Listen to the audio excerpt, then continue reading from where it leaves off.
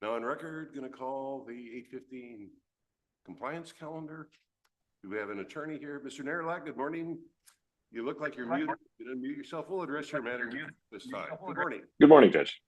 And I understand your client is present on Zoom as well. Looks like it, Judge, yes. Matter set for review hearing at this time. Mr. Reigers, good morning. Good morning. Well, Judge, let me see. I just actually spoke with Mr. Reigers not too long ago, and it turns out that he has his treatment intake on, I believe you said the 25th. Is that right, Mr. Reigers? The 26th. 26, excuse me. That is with whom? That is with Stop. Oh, okay. And that's the 26th. That's it. Yes, Your Honor.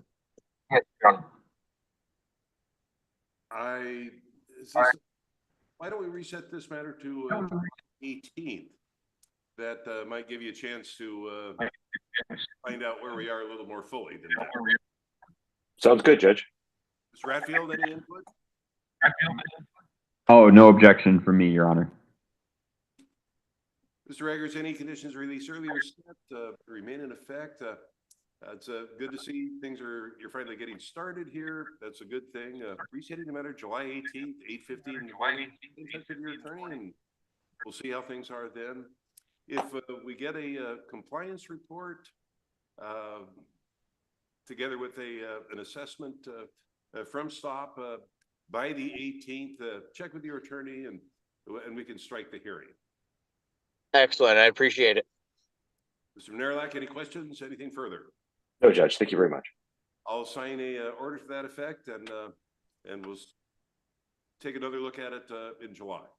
Sounds good, Judge. You'll both get a copy of today's order. You take Thank care. you, Judge. Have a good day. You too. Thank you.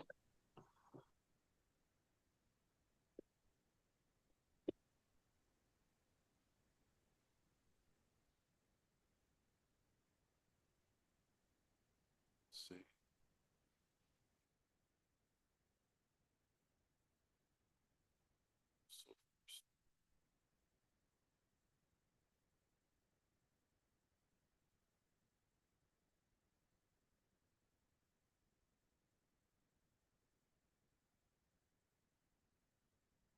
Well, the matter of Yelm versus Timothy Higgins. Mr. Higgins is not in the courtroom, I take it, but somebody is here with regard to that matter, I believe. Ma'am, if you step forward to the microphone there at the council table.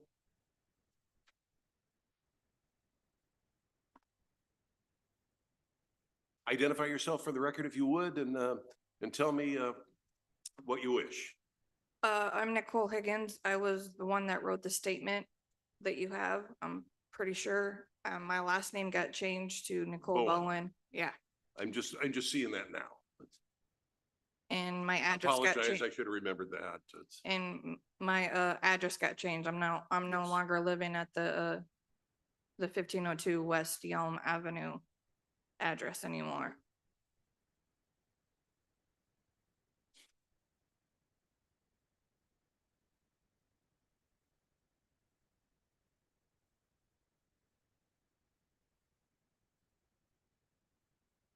It's this matter's been pending for quite a little bit of time. The last looks like we've had treatment issues with Mr. Higgins.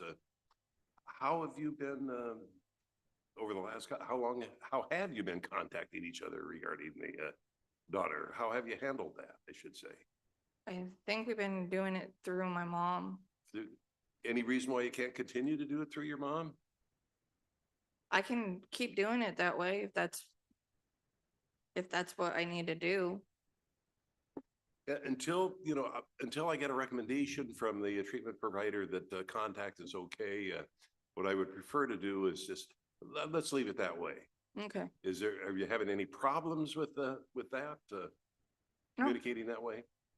Because I'm going to deny the request for this time. You know why Mr. Higgins is not here today? No, I do not. Well, we will address that at the end of this, this calendar. I want to wish you the best of luck. How is your child? She doing good. That's great.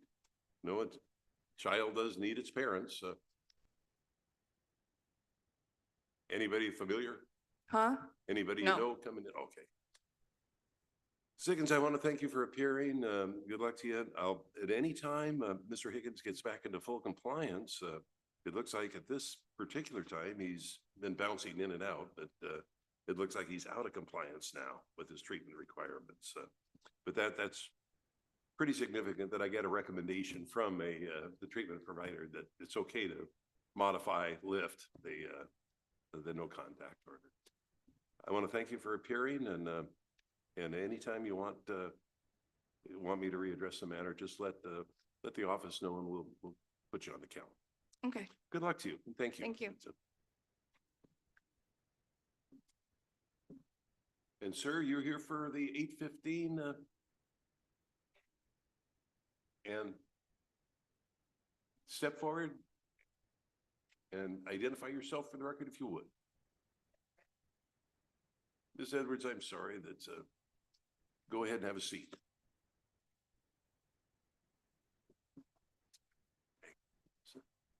How are you? I'm okay.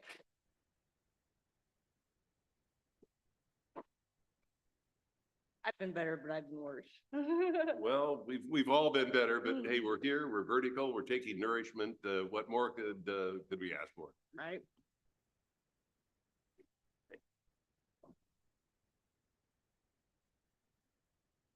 Where are we with regard to treatment? I had to There was get- going to be intensive outpatient the last I remember, but where are we? I got an appointment for another assessment, on July 10th. On July 10th? Yeah, because it's been a year since I was in treatment, and so I couldn't just go back to my other treatment. I have to get another assessment. Right. But now I am living in Lakewood, and the place is in Tacoma, so I should be able to bus. Now that I haven't been able to come up with $300. Well, I got it now. It's $300 to pay for my license back, and then I'll be. It took That's a minute good. to get You it, you but- look well, you look healthy. I'm glad to Thank see you. Mr. Ratfield, you're muted. Any input here? Ms. Edwards has No, you're, an appointment in July. Why don't we reschedule the matter for July 18th at 8:15 in the morning? no objection from the city. Mayor. Hoping that they give me like a no treatment, kind of thing. Now, how about this? We'll give you a hearing date, July 18th at 8:15 in the morning. However, if we get a report from your treatment agency there in Lakewood that you're in full compliance, you don't need to show up. Okay. Now, what you should do probably, these treatment agencies are really great about giving you treatment and everything, but sometimes they aren't so great about getting information to the courts. So Right. what I want you to do is check with us, a day or two before July 18th, make sure if you think that we have a compliance report, that may or may not be true. So I want you to check with us, okay? And if we don't have it, and we should, you know who to contact. Okay. Ms. All right. Edwards, it looks like things are going, how about you say things are going okay otherwise? Yeah, 436 days is a lot of days. That was, Yeah. that's good. It's good to see you smiling and happy. Yeah. That's always a good thing. Well, thank you. Excuse me. I am signing the order on today's hearing.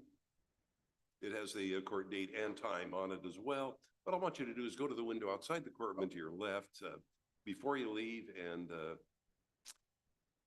get a copy of the order. And if you have any questions about anything in the order, give us a call, okay? Okay, I will just, thank you. Ms. Edwards, thank you for appearing. You take care of yourself, and hopefully by July 18th, you'll be back in the good graces of treatment. Take care of yourself. Good morning, sir. You're here for the 8:15? No. Oh, okay.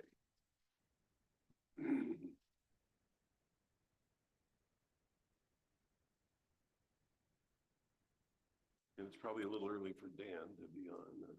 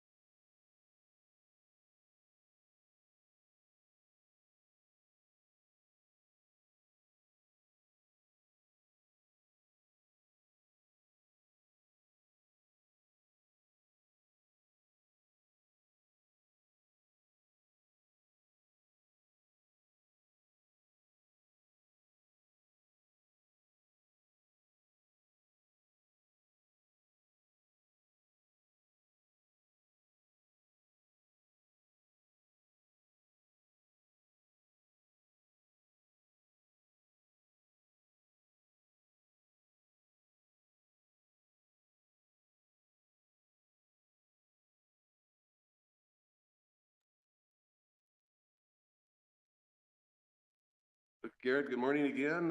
Why don't we address the 8:15 no-shows? It's now after 8:30. I don't expect anybody else to show up, but if they will, we can, if they do, we can reverse course. You're muted. If you go ahead and unmute, we'll call through the calendar.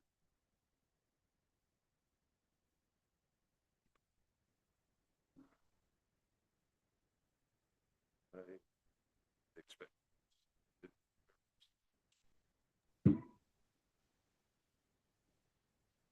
Your Honor, you're There we are. That's through the 8:15 no-shows at this time. The first one is John Appleby. I assume you have a copy of it.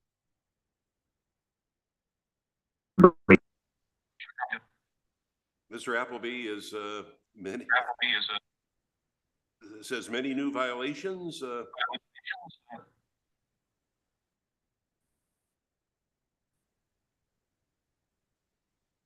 Any input?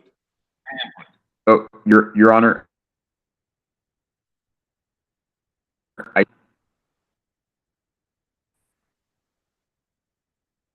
We're not hearing you. I would think do and, I'm getting feedback when I speak, and then when you, I'm just getting a syllable here and there from you.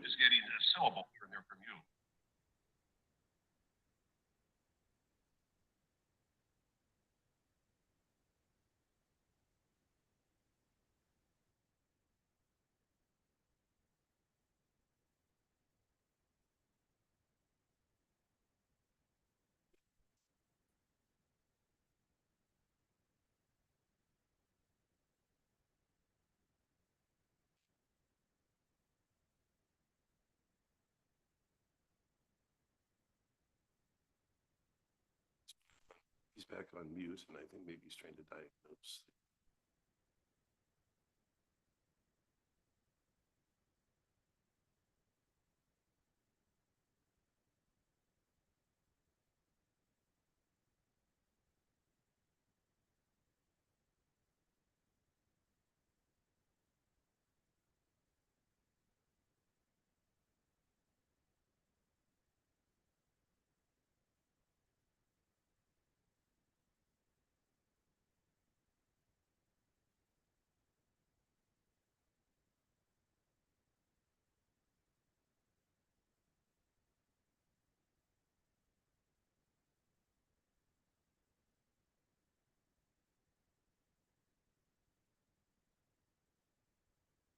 Yeah, Garrett, I can see you're muted from this end.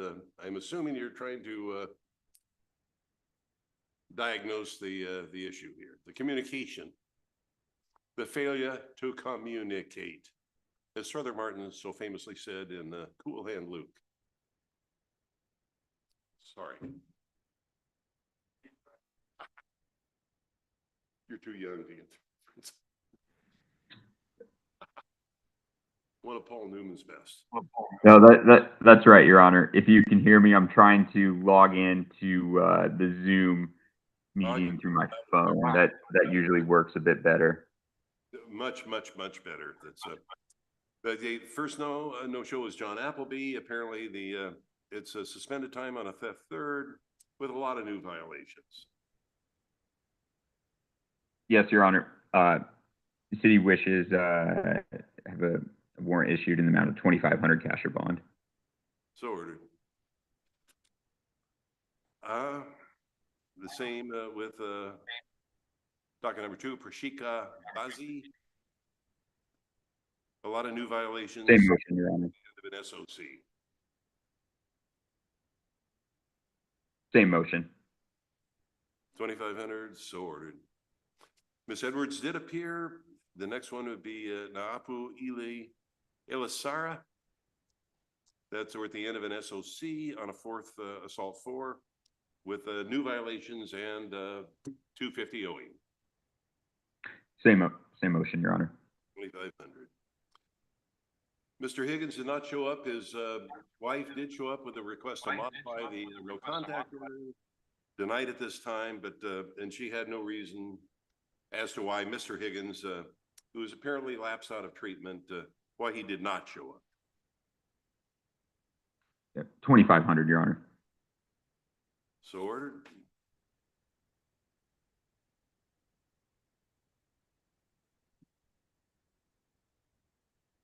Mr. Ryers, we did address that. That was reset to July 18th for compliance. Last would be Tyler Sorensen. Treatment evaluation issues with regard to a DUI. He has not appeared. Same motion, Your Honor, 2,500. So ordered. That concludes the 8:15 calendar. Mr. Baker was taken into custody. We'll address him and the Jane Doe on the 9 o'clock calendar. Or the 8:30 calendar. Understood. And I'm now getting the same feedback.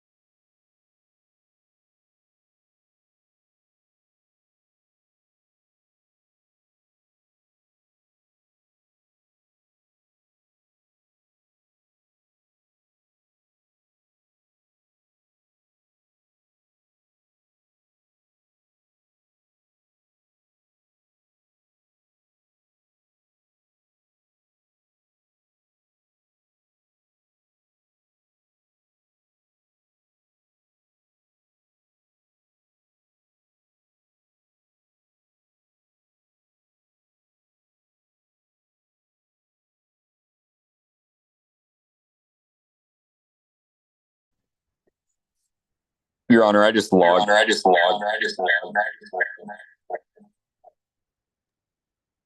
You're bouncing back.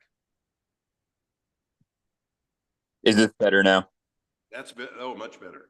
Okay, good. I just logged in on my phone. That seems to be working a lot better using the cellular data rather than the Wi-Fi here. You're a model of clarity on your phone. Okay, very good. Thank you. And thanks for your patience, Your Honor. Waiting for the jail to log on. Dan is presumably there. We have Mr. Baker in custody on the warrant I ordered for him earlier this week, and also we have the Jane Doe. When we hear from Dan, we'll go on. Okay, great. We have some people in the courtroom for the 9 o'clock attorney calendar, but we don't have any attorneys on. Well, we have an attorney walking in.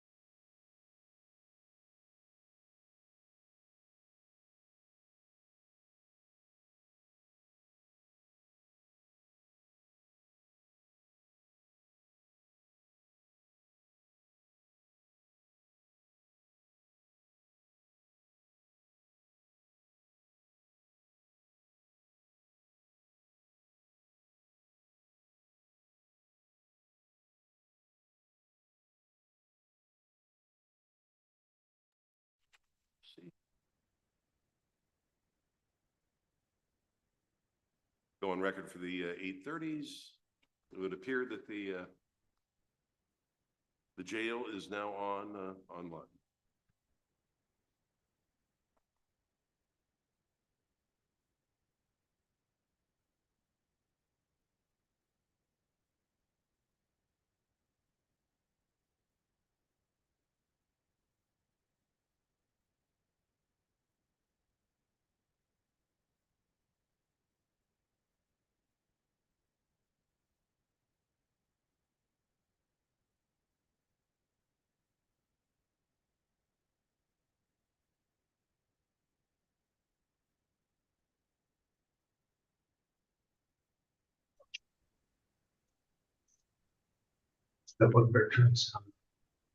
Mr. Haverco, you're now live.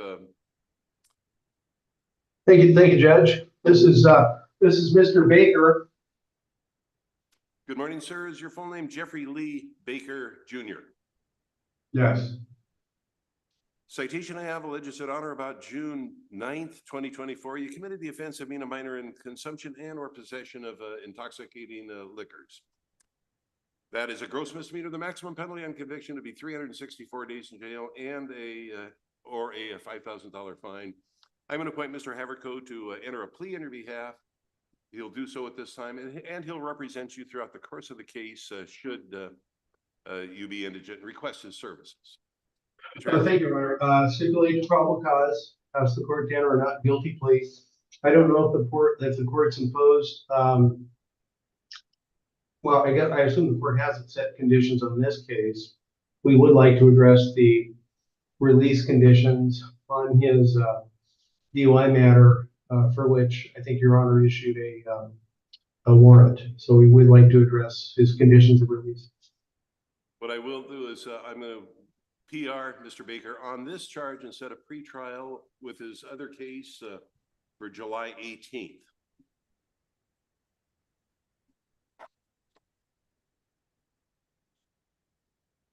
He just for Your Honor's information, he would like to be released on the DUI charge. His I believe the position would be is that he himself was not drinking, or he unfortunately, I guess, may have been getting a ride home, and just unfortunately was with some of his friends who were apparently maybe giving him a ride, and there was alcohol present in the situation, and so I think what he would want to emphasize to the court is that he was not otherwise causing trouble or really doing anything. He just kind of wound up in a bad situation by virtue of getting essentially getting a ride, and probably might have been better judgment to not have gotten a ride with some of his friends who at the time there may have been evidence that they were drinking. But if the court would consider letting him out, he promises he would abide by any and all release orders and refrain from using alcohol or violating the criminal law. So again, he would like to be released if that's possible.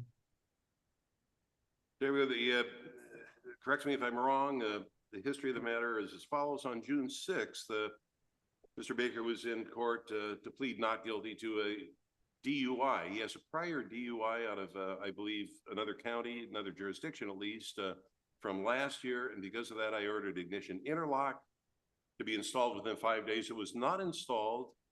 However, we did get a call on Monday of this week from Mr. Baker indicating that he didn't install it because he wasn't driving. That's and then right. That's my understanding, Judge, is that he probably should have spoke up about the automobile status of his at the initial arraignments, because which is his fault. I don't think he maybe realized that I think he probably was assuming that if he doesn't have a car, then there was no need to comply because it didn't hurt him. So I think it's his position is that he doesn't have a car. The car maybe had been totaled, And so he, again, just erroneously didn't think that the order was operative, which was, obviously incorrect legally, but, he just didn't realize what I didn't mean to miss the meaning of the order was. There is a presumption of innocence. However, he was, previous to calling and saying he wasn't driving, on the 17th, he was on the 9th. He was, pulled over by an officer, after a complaint of reckless driving. I did find probable cause that, I do find probable cause that A, he was driving, and B, he was, in consumption of, intoxicants, Reckless driving his bills in his sin. I am going to leave a bail at 50,000 cash or bond. I will reconsider it once Mr. Baker arranges to have a scram hooked up to himself. I'm assuming also, Your Honor, would maybe reconsider the conditions once he, if he chooses, if he shows proof of maybe an evaluation of some kind. That I'll reconsider at that time. Yes. I did a drug class in court Okay. in the past couple of days. Okay. Thank you, Your Honor. Thank you, Mr. Havertone. Yeah. Brilliant. You're in jail.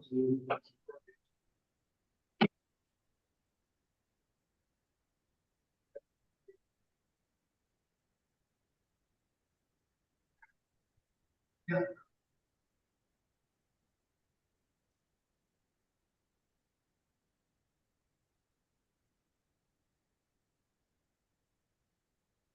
Does it?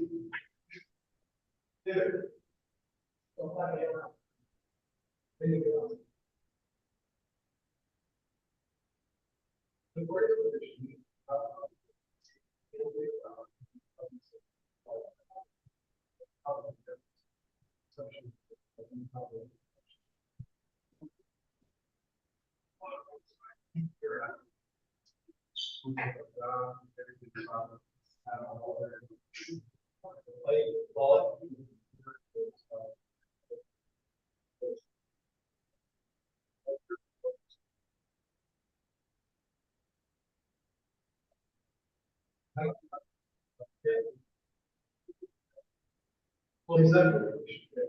So basically, I think, so.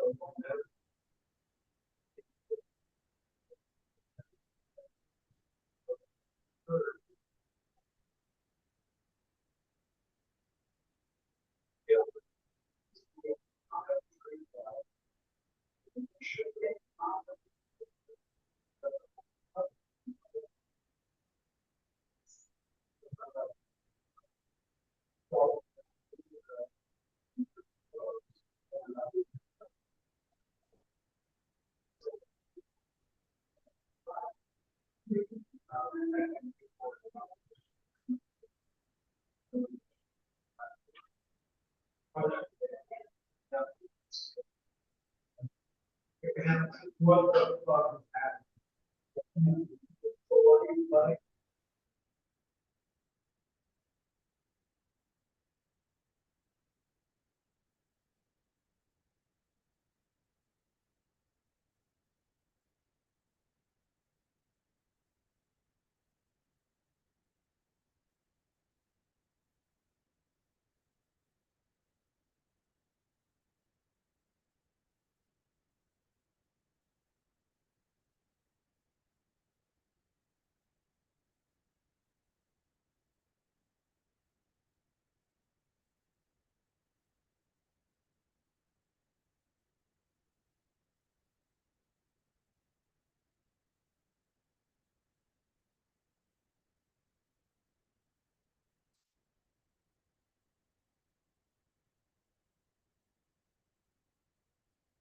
Oh, God, that will be good.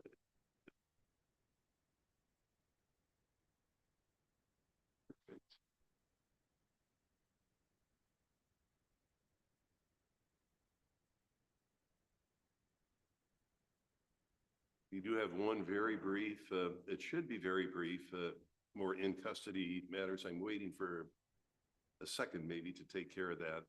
There may be issues at the disqualifying him.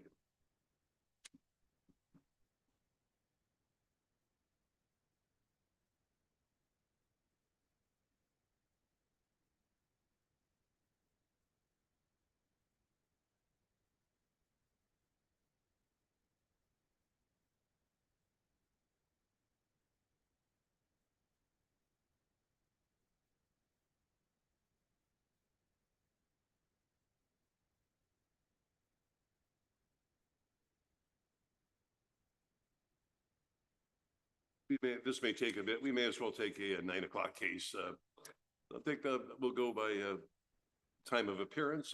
Come on up, have a seat at the council table, and Mr. Ratfield is not here in person. He is present by way of Zoom this morning. Very unusual, but go ahead, address yourself, identify yourself for the record and Mr. Ratfield, and we'll call your matter at this time. All right, thank you, Your Honor. I'm Chad Bradshaw. I'm standing in for Attorney Record Rob Melvin, representing Josh McGee. Okay. Matter is set for a pretrial at this time. Morning, sir. Is your full name Joshua McGahee? McGahee, yes, sir. McGahee. If there's a way of mispronouncing a name, I'll find it. I'll turn to the parties for the present status of the case. Mr. Ratfield?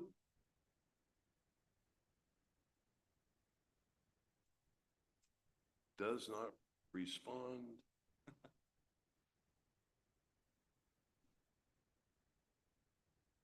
In that case, I'll defer to counsel.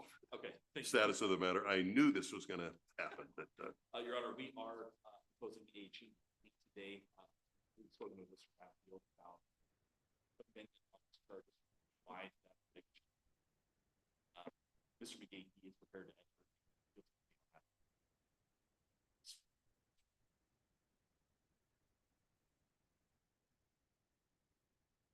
Ratfield, you're now present. I've heard a recitation from defense counsel, and I'm looking at a statement of defendant on plea of guilty in O courts. The plea would be to the amended charge of negligent driving in the first degree. That's right, Your Honor, and I've accepted the plea by my signature. Again, for the record, is your full name Joshua McGahee? McGahee, yes, sir. McGahee. I'm looking at a statement of defendant on plea of guilty to one count of negligent driving in the first degree. Plea form tells me you're 41 years age. You've been to college. Any problems at all reading, understanding the plea form? No, sir. Now, the plea is to a misdemeanor. The maximum penalty on conviction would be 90 days in jail and or a $1,000 fine. I'd be free to impose up to the maximum if I accept the plea and saw fit to do that. You realize that? Yes, Your Honor. And if I accept the plea, those rights in paragraph 5 are gone. No trial, no appeal, simply a sentencing, and that would conclude the matter. Yes, Your Honor. That of mine is to one count of negligent driving in the first degree, alleged to have occurred within the city of Yelm on December 15th, 2023. How do you plead guilty or not guilty? Guilty. You make that plea of your own free will. Yes, Your Honor. Anybody make any threats or promises to you to make you plead guilty? No, Your Honor. I will find the plea to be freely, knowingly, and voluntarily made, and your statement in paragraph 11 does satisfy the factual elements of the offense. The recommended sentence is 90 days, all suspended for a period of 24 months on conditions. Most important condition to me is don't reoffend. Learn from the experience. Mr. Ratfield, anything to add with regard to the recommendation? Nothing to add from me, Your Honor. I'll turn to counsel. Anything to add with regard to the recommendation? Yes, just briefly, Your Honor. I've spoken with Mr. Gaethke about this matter. He's actually very grateful for this opportunity that he has to come before the court and change his life. He indicated to me that this helped him put his life on a different course and get away from alcohol. In addition, he has already completed an evaluation. Hand a copy up to the court today. Oh, absolutely. Absolutely. That was one of the conditions that was recommended. And all of that.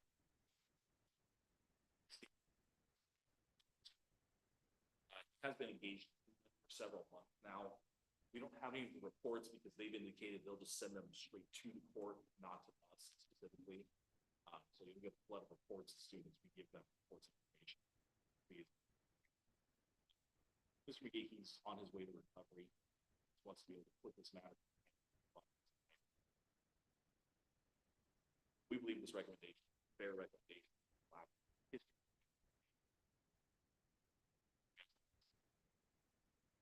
Anything you'd like to tell me? No, sir. You Your don't Honor. have to say anything. No, sir, Your Honor. Exactly. I'm going to follow the recommendation in full, 90, all suspended on the condition you stay out of trouble. No alcohol-related offenses. You've done the evaluation. Now it's compliance with any recommended treatment would be the order.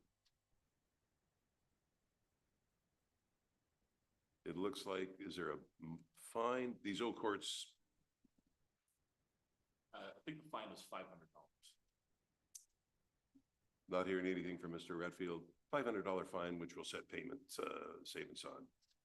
That's right, Your Honor. It was 500. Conviction for DUI is tougher on you and it is harsher in by way of consequences than a lot of felony convictions. Your attorney sent you a great service here in getting the matter reduced to a much less serious charge. That will give you the time and the impetus, I'm hoping, to follow through with the path you've started on now. You may have saved your own life, and you may have saved the life of somebody else driving on the road out there. That's on the radio on the way down here. Our deaths on the highway over the last 810 last year. That's better than 2 a day. That's and the vast majority of them, many of them have to do with drinking, impaired driving. So I'm going to wish you the best of luck. Follow through. It sounds like this may turn out in history to be a good thing that happened to you. That's all I can do is wish you the best of luck. Follow the recommendation. As long as we're getting compliance reports from Freedom, that's you won't hear from us again. Any trouble making the fine payments at all? Just let us know. That's the least of my concerns with this case, but that is something we can easily deal with. Any questions at all? No, Your Honor. Thank you. I am in the process of signing a judgment and sentence.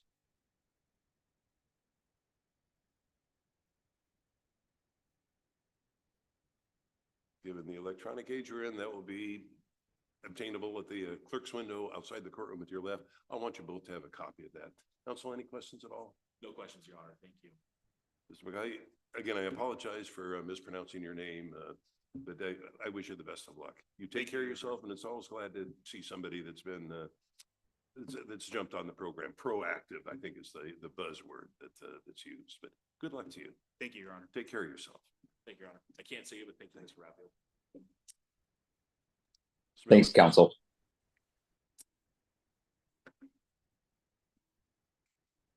Back to the jail. Mr. Haverco, we'll take this matter right now.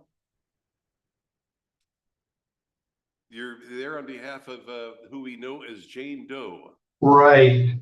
Have you told them what your own name was, or? Who are you? Wilkes. Who? Wilkes. Wilkes. What's your first name? Alicia. Alicia Wilkes. How do you spell Wilkes? W-I-L-K-S. W-I-L-K-S. Alicia, A-L-E-C-I-A. A-L-I-C-I-A. She says her name is Alicia Wilkes, A-L-A-C-I-A, Wilkes, W-I-L-K-S. Your Honor, Mr. Haverco, that is correct. That is. Oh, okay. However, that is not her name. The jail has been verified Okay, that. well, Jane is a deaf person. I'm not, I am a heartbeat. And So I get, yeah, so I would just suggest we proceed with the arraignment, Your Honor, and just probably enter a plea. I've been here for 10 days. jail has, Mr. Haverco, the jail has determined that that is not Ms. Wilkes, and she refuses to allow herself to be fingerprinted. The jail cannot do that. Ma'am, as soon as you're fingerprinted and we can identify you. Okay, well, it's been 10 days. How come I haven't fingerprinted yet? But until we do that, you need to get yourself fingerprinted there at the jail so we can. Okay, and how am I going to do that when I'm locked in a cell? Mr. Haverco, I didn't understand that. Could you? How am I supposed to get myself locked? Yeah, she was asking Judge, how can she get fingerprinted when she's locked in a cell? The jail has tried, but. No, they haven't. And I gave him her name, I don't know what else.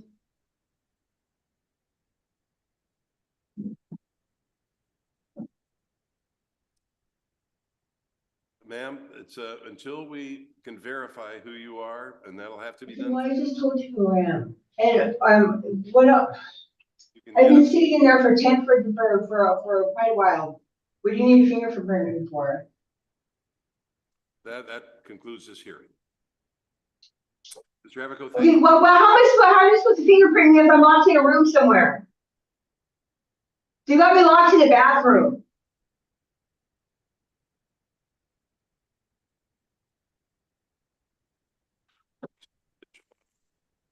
Second thing. Wait, that's,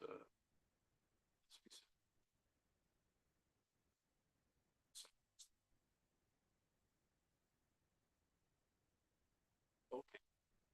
Second, good. If we're gonna do that, we will.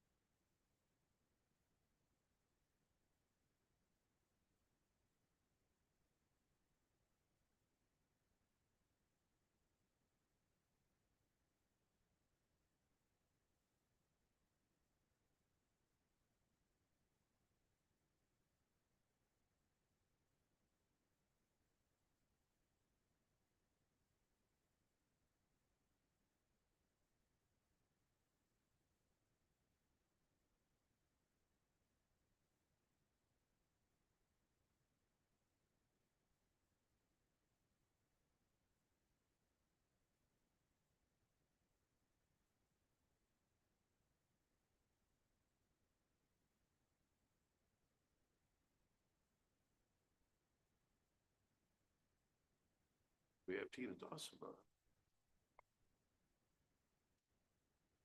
On three.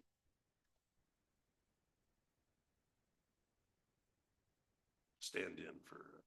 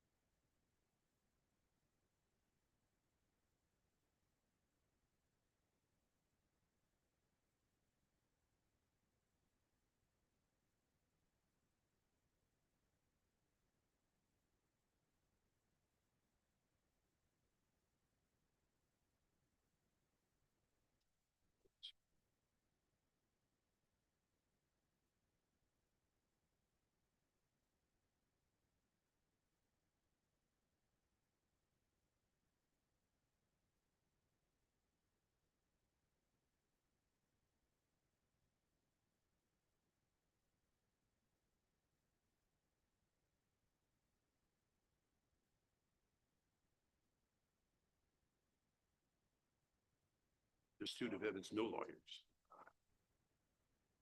They've all. Well, maybe they're having the same problem that Garrett's having. Huh. Mr. Atfield, we do have Ms. Dawson on on Zoom, muted, but we don't have any attorneys yet for reasons unknown to me. Okay. Well, Your Honor, Ms. Dawson's matter is a continuance, so I think we should be able to handle that relatively quickly. And Ms. Dawson, if you would unmute yourself, we'll address your matter at this time. Good morning, ma'am. Can you hear me? Yes, I can hear you. Good morning. Your name is Tina Marie Dawson. Yes. Ms. Dawson, I have in O Courts a motion filed by your attorney to reset the matter to August 15th. Is that your agreement? Yes, Your Honor. Based on that and the representations of the prosecuting attorney, I'm signing an order resetting the matter to that court date. We'll be sending you and your attorney a copy of today's order. Okay? Thank you, Your Honor. Thank you, ma'am. You take care. You can sign off now and stay in touch with your attorney now. Thank you.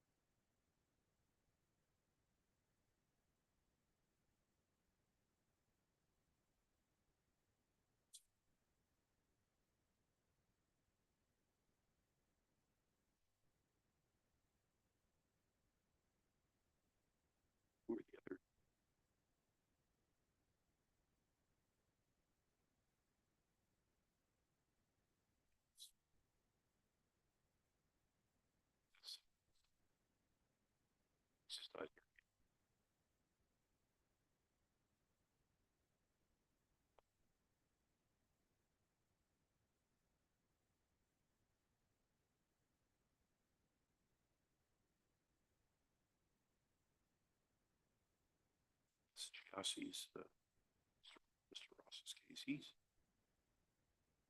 then disappeared.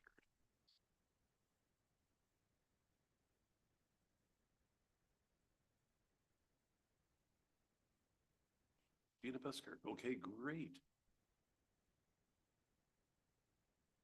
Good morning, Ms. Busker. You're now present on Zoom. We'll address any matters you have at this time. Thank you so much, Your Honor. Thank you for your patience. I'm also supervising a few Rule 9 interns this summer before their final year of law school. So I'm managing to get them through their court hearings as well. They've got a courtroom full of people. We'll defer to you for the order your cases are called. Okay, let's go ahead and call Tina Dawson, please. Tina Dawson, that we've actually handled that without your presence. She was present. I spoke to her and reset the matter to August 15th. Perfect. The request accounts. All right. So the next matter then that is faster is going to be Mr. Simons. Mr. Simons, come on up and have a seat at the council table. Your attorney is present by way of Zoom. For the record, it's Mark Simons. Correct. Ms. Busker? Thank you, Your Honor. Your Honor, Mr. Simons recently retained Seth Taninga from our office on this matter. Mr. Taninga is in Grant County this morning, but we do need to get up to speed on the case and get the discovery reviewed with our client. If we could reset this matter, I believe a speedy trial waiver and pretrial order has been loaded in O Courts. Okay. Mr. Simons, I'm signing an order resetting the matter to July 18th at 9 o'clock in the morning. Conditions of release remain in effect, and those include stay in touch with your attorney and appear back for court. Any questions at all? No, Your Honor. Ms. Busker, anything further? I'm signing the order. Nothing further on that one. Thank you. What I want you to do, Mr. Simons, is go to the clerk's window, get a copy of today's order. You'll have that. And we're going to send your attorney a copy of today's order as well. Okay? All right. Thank you. Thank you for appearing. Thank you for your patience and take care. All right, thank you. Your Honor, the next matter I have is Alexander Davis. This is scheduled to be a plea to the amended charge of negligent driving in the first degree. Mr. Davis? And he may be present by Zoom, Your Honor. He is.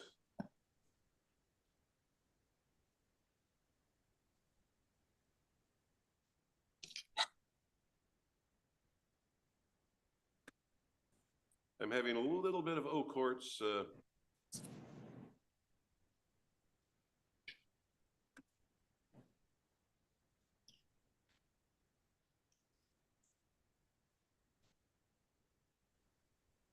you hear me now? I can hear you. Can you hear me? Oh. Judge, you're muted. Can hear you as well. There we go. Good morning. For the record, is your full name Alexander, middle initial R, Davis? Alexander Robert Davis, correct, sir? I'll turn to your attorney for the status of the matter. Yes, Your Honor.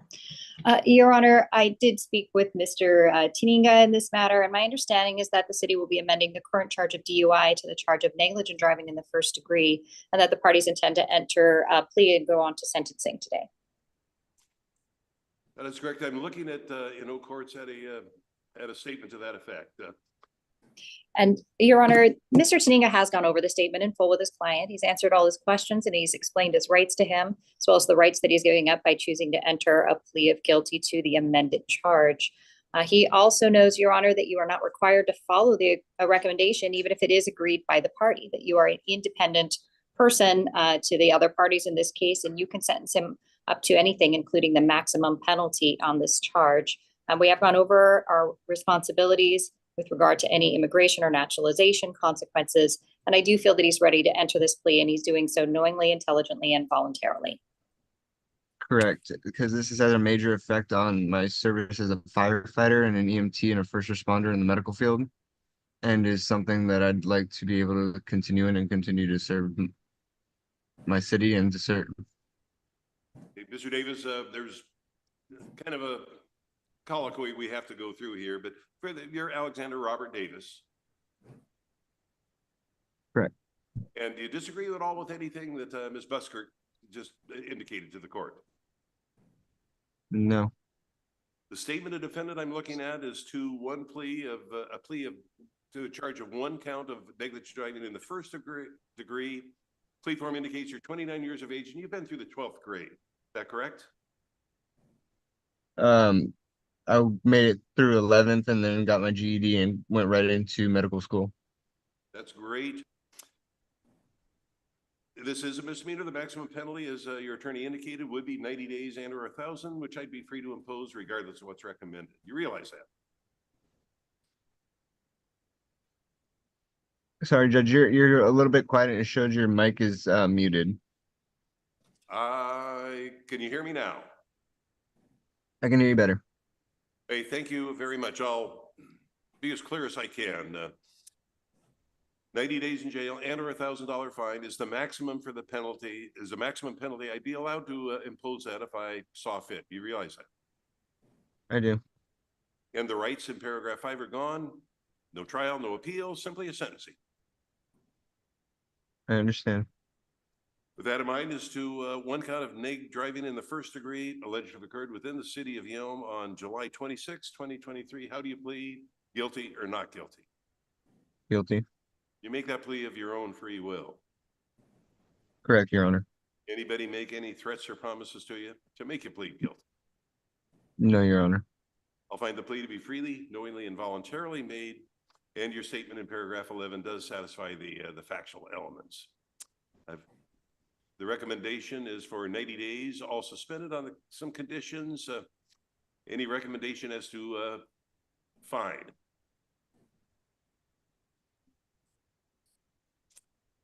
I don't know if the city has a recommendation specific with regard to fines. Just 250, Your Honor. Was that 90 days in jail? No, he's just taking the recommendations right now. So. Oh. Buskirk, anything to add to the recommendation? Your Honor, we're just asking that the court follow the agreed recommendation. He has completed his evaluation and it's no significant problem. So he's completing the ADIS and combination course with DUI victims panel next. Mr. Davis, anything you'd like to tell me? Just that, it was a one-time mistake coming back from a wedding and it's had a major effect on my service as a firefighter and an EMT. And it's honestly, that's been a very big part of my life, being able to work in the medical field and serve the community as a first responder. And is something that I would honestly like and love to continue doing. And based on this would have a major impact on that in my life going forward. Mr. Davis, I'm going to follow the recommendation, 90 days in jail. I'll suspend it on the condition you have law-abiding behavior. Not sentence you to any jail time. There is a $250 fine, which you can make payments on. Now, your attorney's done a great service in getting this charge reduced to one that's much less serious than driving while intoxicated. And for that, you owe your attorney a debt of thanks. But it's up to you to learn from the experience. Hopefully, and from what I've heard you say, this is one that will experience that will not be repeated. Now, we'll be sending you a copy of today's judgment and sentence. We'll likewise send your attorney a copy. If you have any questions after you read it over, give your attorney a call, okay? Thank you, Your Honor.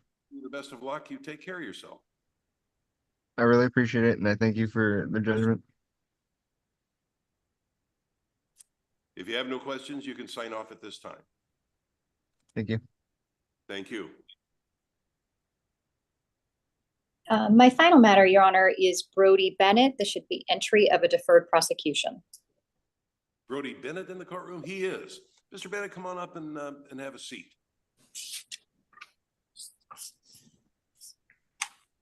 And Your Honor, for the record, Gina Buskirk appearing on behalf of Christopher Cattenhorn. Mr. Cattenhorn has been answering Mr. Bennett's questions along the way, but they did do a final review of that deferred prosecution paperwork this morning, just before Mr. Bennett arrived at court.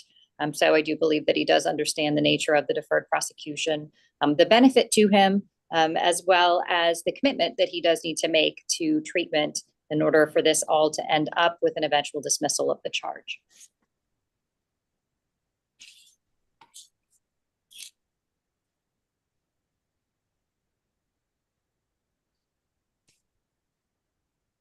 Bennett, I'm looking at a number of things, a petition for a deferred prosecution here in Oak Courts. Have you gone over this very thoroughly with your attorney, Mr. Cattenhorn? Yes, Your Honor. And if you, any questions of me at this time? No, sir. It used to be deferred prosecution was kind of a way of ducking out of the consequences of a DUI. No longer really true. You're choosing to walk a fairly hard path here. Course of treatment, and there's always the risk that if there's a reoffense, you'll come back to this court or some court with a new violation and a revocation of the deferred prosecution, and that would lead to all sorts of consequences. I'm sure your attorney has gone over with you. How are you doing you started the treatment? Yes, I've been in treatment for about a year and a half, or no, a year. And so I'm in the third phase, so I go once a month. Is it making any difference in your life? It is, Your Honor. That is a hope here. It's by getting into this program, you may have saved your own life, and you may have saved the life of other people that are out there driving on the road. Last year, that was the stat this morning, 810 people died on the highway last year, and a great many of those were due to drinking and driving. So I'm going to wish you the best of luck. I'm signing off on the program, and I'm going to wish you the best of luck with it, okay? Thank you, Your Honor. Ms. Buskirk, anything further on behalf of Mr. Bennett? No, Your Honor, nothing further. Thank you, and thank you so much for your patience today. And thank you, ma'am. Take care. All right, thanks. Mr. Bennett, I'm going to sign the paper, and I'll get you. I want you to get a copy of that at the window. It'll be a fully signed copy. Look it over carefully. Give your attorney a call if you have any questions. Okay. Okay. Thank you. And again, I mean this. Good luck to you. Thank you. Take care. You too. Not the easiest thing you're going through, but you'll look back on it and it'll be well worth it. Have a good one. Some paperwork to catch up here.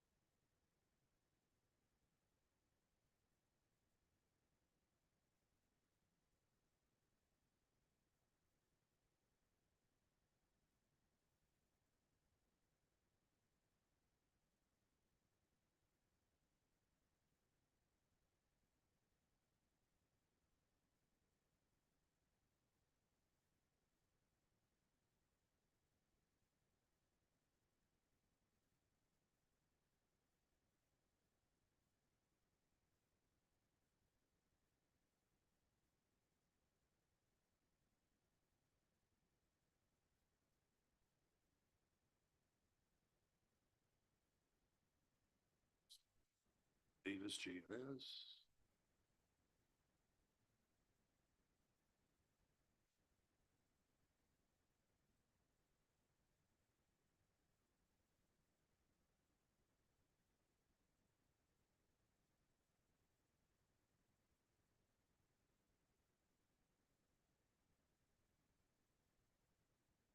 It's only a little slow.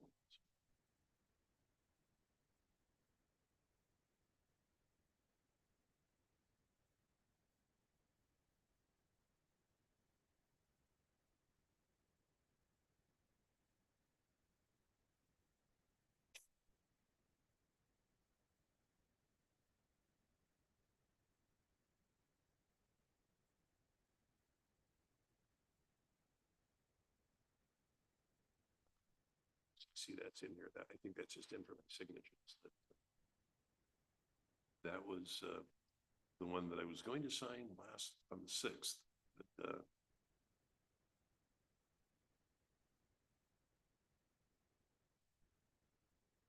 I'll sign that.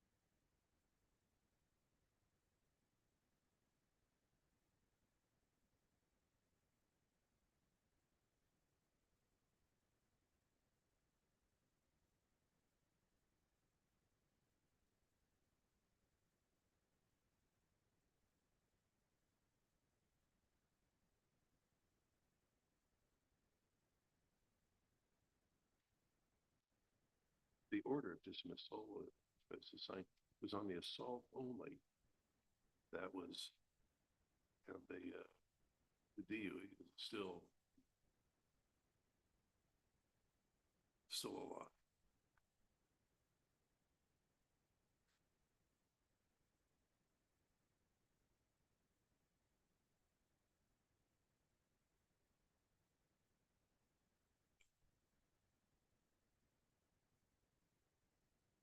Anybody waiting for an attorney to appear by way of Zoom?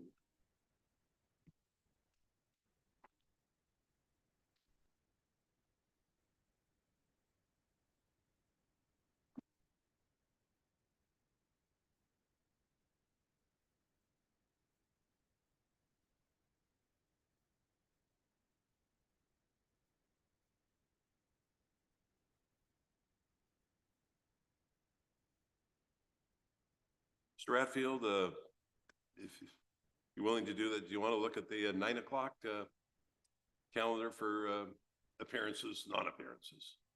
Yeah, Your Honor, I've got it pulled up. Okay, the first I have Dan Crow's case, docket number 1, Robert Bailey. There's nothing in no courts, and Mr. Crow is not in the courtroom, but Mr. Bailey is in the courtroom.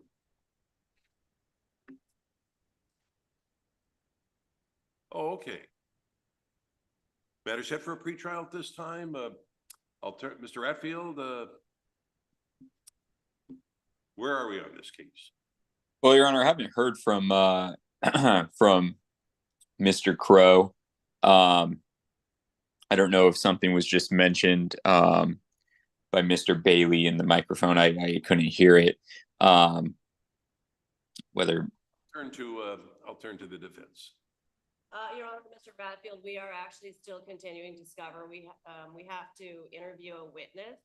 So we would ask that this matter be continued out. We're willing to waive speedy. Okay, how far would you like to go? We can go to July 18th, August 1st. Whichever Your Honor prefers. July 18th is fine with us. We'll go to July 18th. I'll need an order in O courts. I can prepare one, Your Honor. Can I just have that date one more time? It's Robert Bailey, docket number 1. Do you need a cause number? No. I have that, Your Honor. Just the date that it's being continued to. July 18th, 9 o'clock. Okay. I'll prepare the order. Once an order is prepared, I'll sign it. We'll send it to your client and to your office. Thank you, Your Honor. You can wait for that. That may take a few moments, or you can just wait for the mail to show up. Just wait for the mail to show up. July 18th. Mr. Bailey, any conditions of release early set remain in effect, and that includes stay in touch with your counsel. Thanks, sir. Any questions at all? Sir. Good luck. Take care. Thank you, Your Honor. Thank you, sir.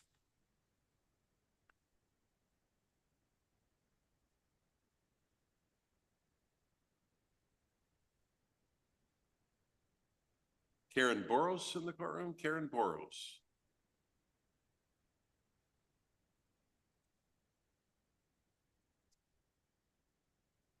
Mr. Ratfield, Ms. Boros is in the courtroom. Mr. Ratfield is present electronically today. Any update on the status of the case? Docket number 3. No, Your Honor. I haven't heard from Miss Boros. No, the purpose of a pretrial is for the parties to discuss the matter, possible resolution of it. Ms. Boros, you have to reach out. How far out would you like to go?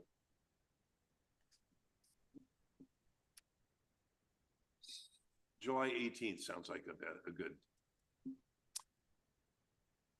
Ms. Boros has asked for a reset to July 18th. Mr. Ratfield, any objection? No objection, Your Honor. Upon presentation, I'll sign an order to that effect. An order has to be prepared and I can sign that. And if we have your mailing address, we can mail that to you, or if you want to wait for it, you can do that as well. I'll leave it up to you. Okay.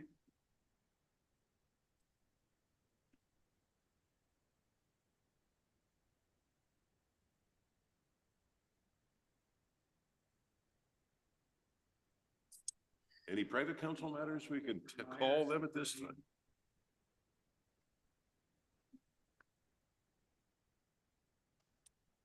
Morning, sir. Are you Roland Bruce Myers? Yes, Your Honor. As I've signed an order dismissing one case, I believe that leaves us with another case.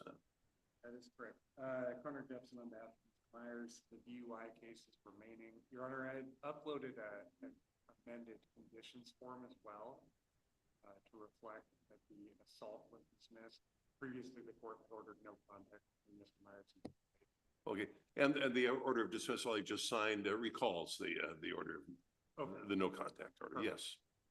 As far as the DUI, we would just like to set this matter over to the next available pretrial so that I can talk with Mr. Ratfield about a resolution. Okay. Mr. Ratfield, the request is reset the DUI to July 18th. Is that going to work for the city? That's going to work for the city, Your Honor. Thank you. Is that going to work for you and your client? July 18th.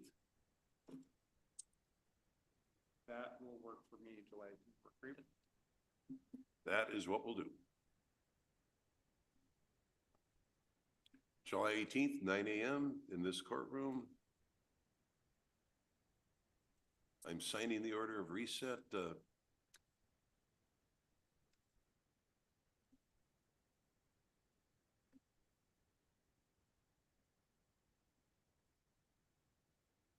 Oak Courts is not that quick this morning, That's okay. and I'm pretty slow myself with this stuff. So.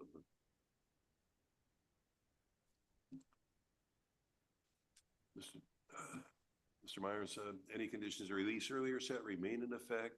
Then stay in touch with your attorney and be back here on July 18th. Any questions? Take care of yourself. Is it possible to get? Certainly, you can get a copy of the order of dismissal that I just signed a moment ago, and the recalling the no contact order, and the today's order on the remaining case. You have both at the window. Both have been signed. Mr. Myers, good luck. Take care.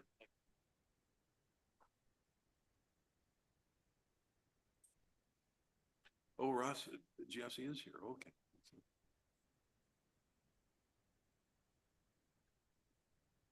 Good morning, Mr. Ross. Take your matter at this time. Good morning, Judge Meyer. How you doing? Happy Juneteenth, a day late, too.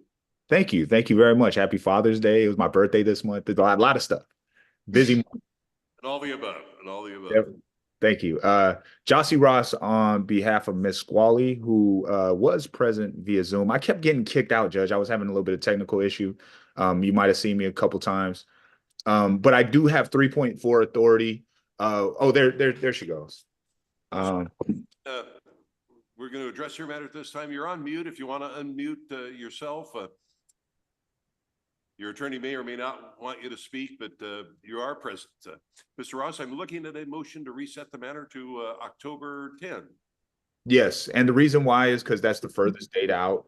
I sent to the court as well as Mr. Dilly a copy of an agreement to repay on this compromise of misdemeanor. Miss Squally was successful in getting in contact with the injured party.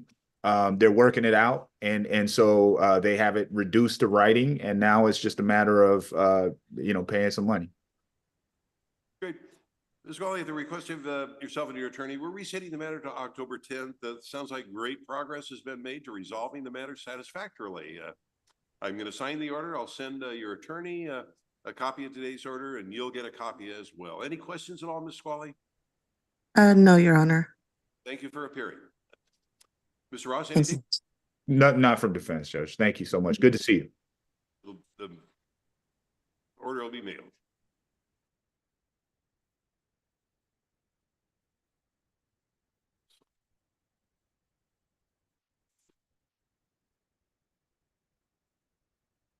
Saves.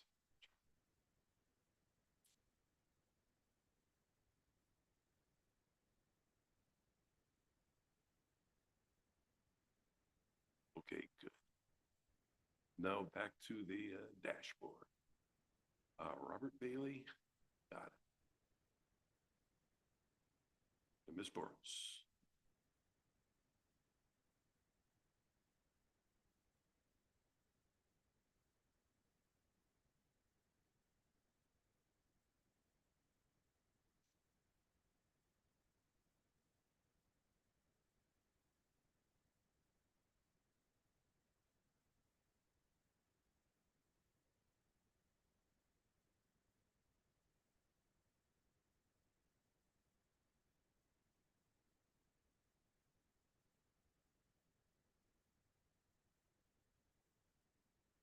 Was going to wait, evidently. Maybe not.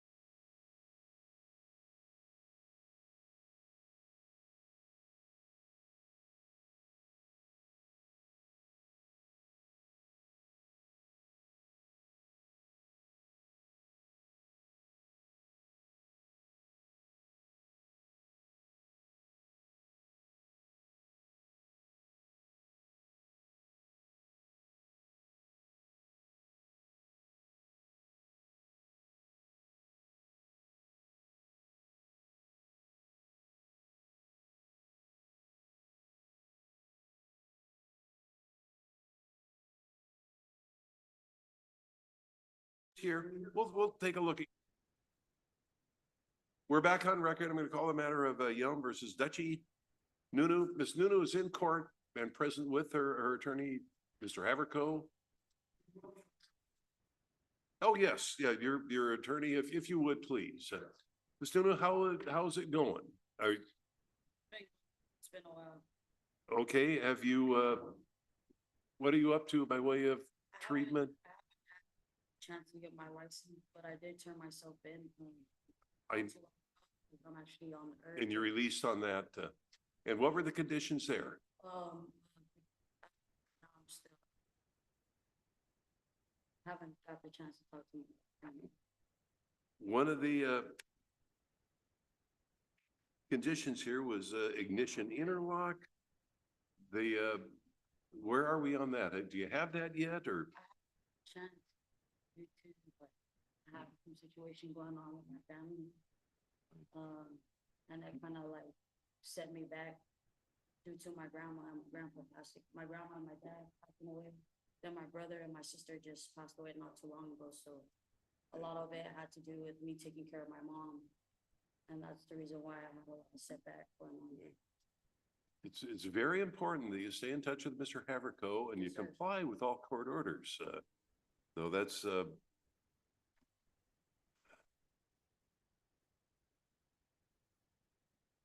That's why I had turned myself in, sir, so that way I can actually get myself back on track.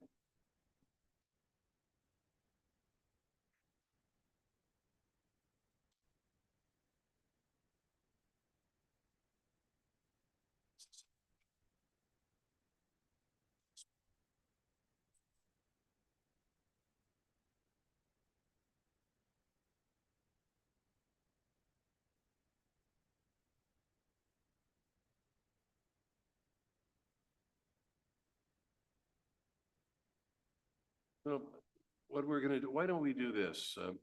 Let's reset the matter for a review on July 18th to give you a little time to catch up on the.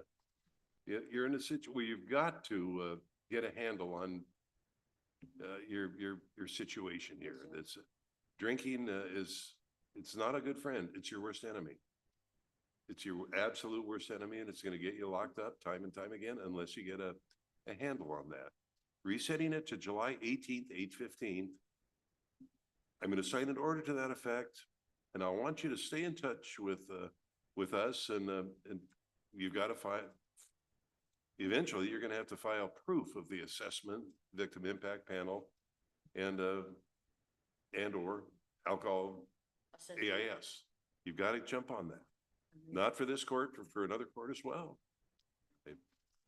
Ms. Nuno, any questions at all? I'm going to wish you the best of luck. Now, the keys to the jail are right there in your pocket. You comply with what you're supposed to do and not get behind the wheel of a car when you're not supposed to be there. You're going to be just fine. I want you to go to the window, get a copy of today's order, and we'll see you back here on July 18th. And hopefully you'll have an update on where you are with regard to with any treatment. And that's tragedy befalls every family. I'm going to wish you the best of luck in dealing with your own domestic situation. Okay. Good luck to you.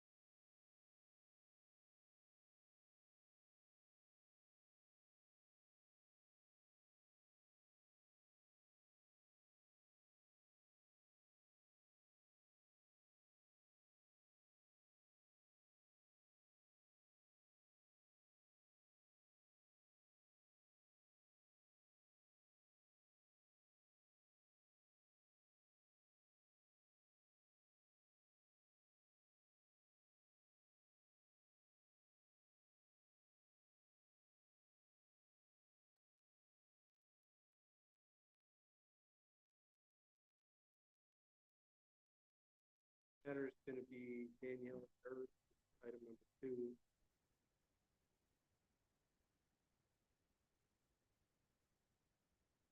That's your correct name, Danielle Ayers. Yes. Matter comes before the court for a pretrial hearing and theft charge. Parties have reached an agreement being a stipulated order of continuance, the matter to be continued for 12 months on the condition that she committed criminal law violation. Pay a $250 court fee at $25 per month, at the end of which time the city would move to the. Serious, do you disagree with anything that Mr. Haverco just said? No, this is a contract between yourself and the city, negotiated by your attorney, under the terms of which a crime of dishonesty can go away, be dismissed.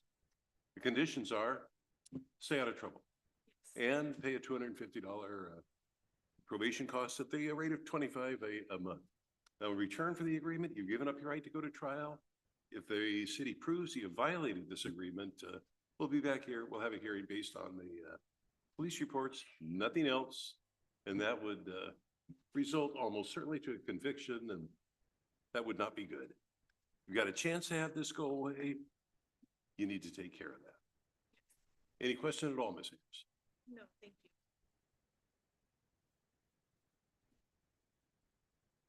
I'm signing the off on the agreement. What I want you to do is get a copy of the agreement at the window outside the courtroom and to your left. Now, look it over carefully, and if you have any questions, give Mr. Haverco a call. Okay. I'm going to wish you the best of luck. Keep in mind, we all make mistakes. We have to learn from them. So we go on and make new mistakes and not repeat old ones. I'm going to wish you the best of luck. Any questions at all? Good luck. Take care of yourself. Next matter would be when the court's ready. Hoyt Grace, last name Grace. Hoyt William Grace, is it?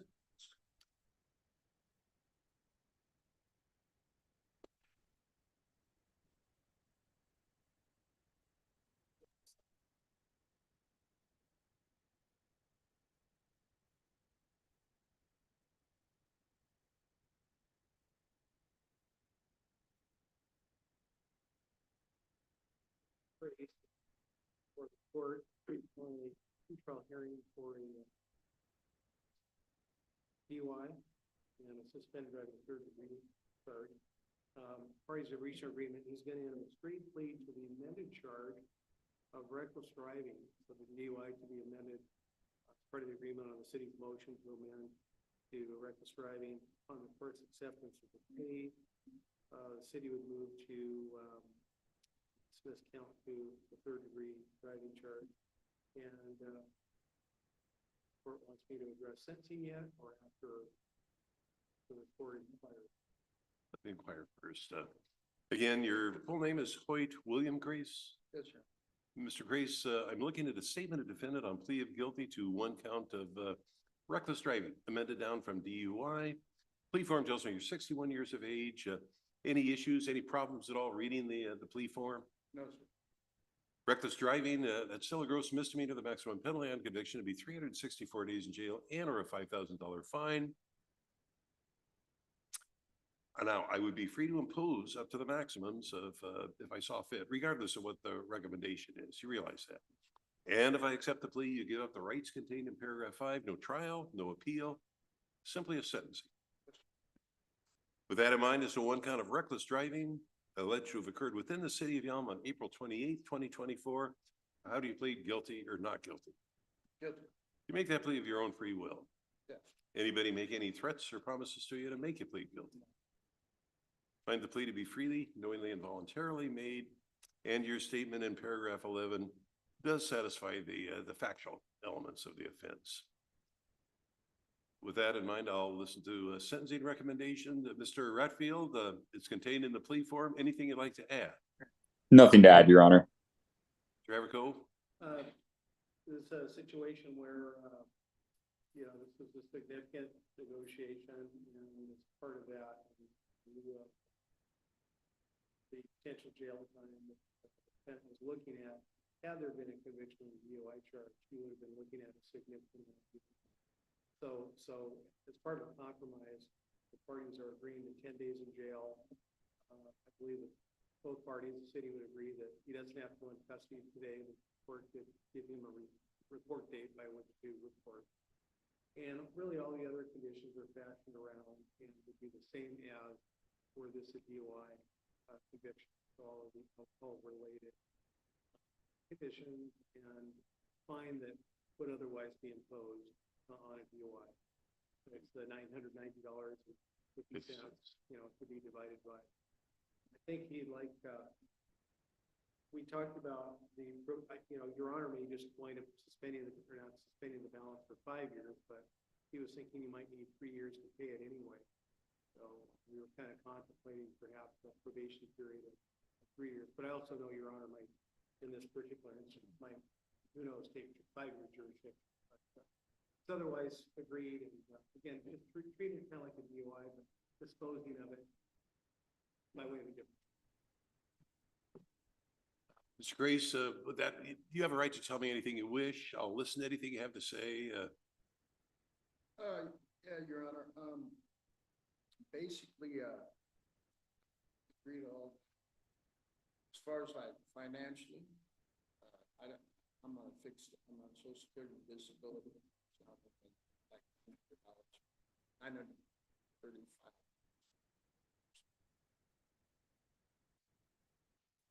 Large, a lot of things to pay this.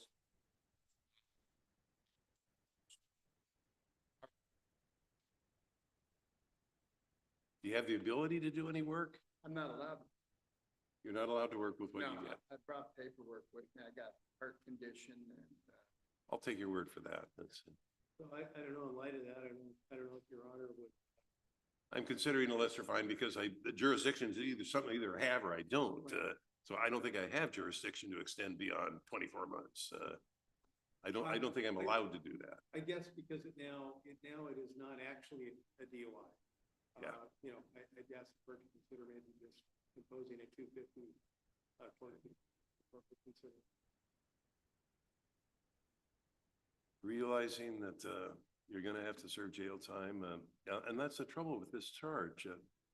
If things go on, and next thing you know, whoa, I'm looking at the long stretch in jail. I don't want to do that. Right. I will impose 364, suspend 354 of it, 10 days to be served at the Nisqually Tribal Jail within 90 days. With regard to the fine, I'm going to impose I'll impose a $500 fine, but that needs to be paid within 24 months. The most important thing here is the suspended jail time. I'll waive the fine entirely if I have to reimpose suspended jail time because you've got another alcohol-related offense, say. Right. That we don't even want to go there. Right. Mr. Ratfield, anything further from you with regard to sentencing? Nothing from me, Your Honor. Thank you. Any questions about anything I've just said? No, sir.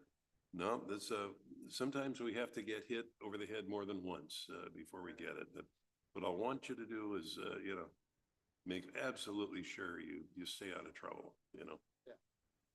I don't know what the other issues are, and that's not really any of my business at this point. But there's some courts you go to, even with the original charge here. I can name a few courts where you'd go where it'd be far more than 10 days, no matter what. Oh, yeah. But you've got a pretty good break here, but I want you to take advantage of that, okay? Yes, sir. Mr. Grace, all I can do is wish you the best of luck. Now,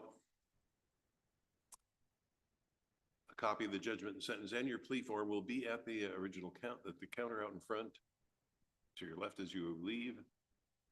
Read it over carefully once you have a chance to do that, and give Mr. Haverco a call if you have any questions about anything that's contained. No, sir. Everything's good.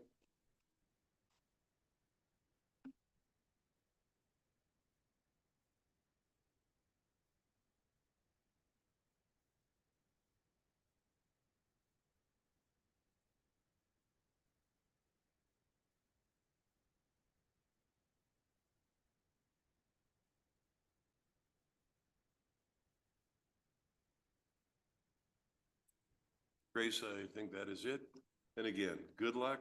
Take care of yourself. I don't know who else is going to, drug and alcohol evaluation that needs to be followed through on. And I realize that's an expense in and of itself. Well, yeah, and I just don't have to give. I just left it in the impound yard. Well, So I live in the middle of boondocks. you found It's out, like what so many people have, that alcohol is not your best friend, it's your worst enemy. So Yes, sir. good luck. Thank you. Take care. Thank you. Thank you. Appreciate it. Thank you. Good afternoon, ma'am. Is your full name Peggy, middle initial A, Inkhorn? Yes. That's it. I'll turn to your attorney.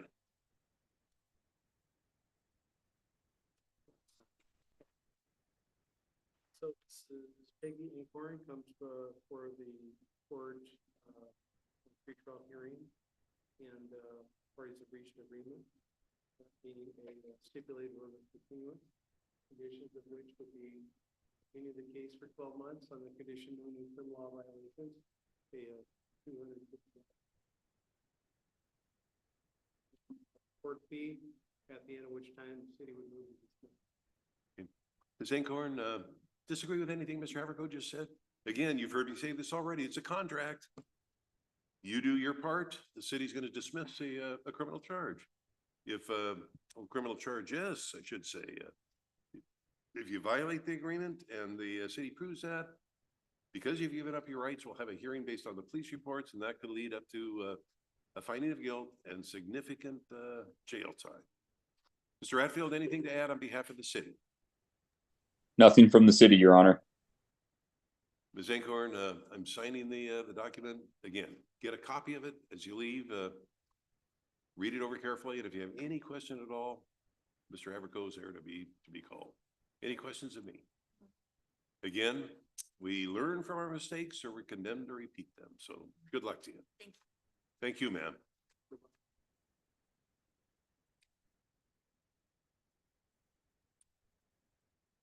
This matter, Robert Frank. Good afternoon, Mr. Frank. How you doing, Your Honor? Robert Lee Frank is your, Correct. Mr. Haverco?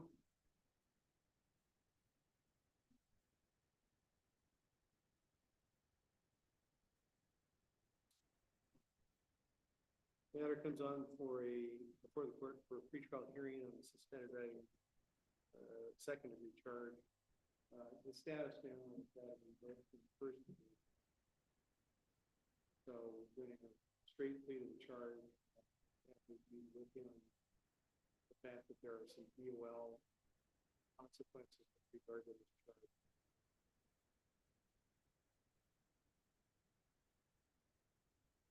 Frank, I'm looking at a statement of defendant on plea of guilty to one count of driving a license suspended, revoked second degree. Plea form tells me you're 27 years of age. Any problem at all understanding the plea process? No, not at all. Discuss it fully with Mr. Haverco. Yeah, I understand. I accept the plea. Maximum is 364 and or 5,000, which I'd be free to impose if, regardless of what's recommendation, if I saw fit to do so. You realize that. I understand. And if I accept the plea, you give up the rights contained in paragraph 5, no trial, no appeal, something that's sentencing. You realize it. Yes, I understand.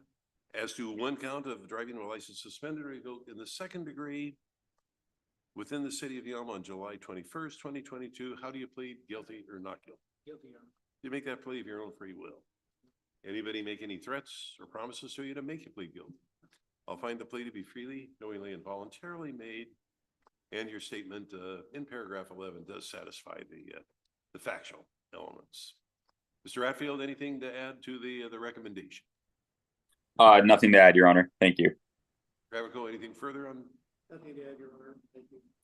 Mr. Frank, you can tell me anything you want.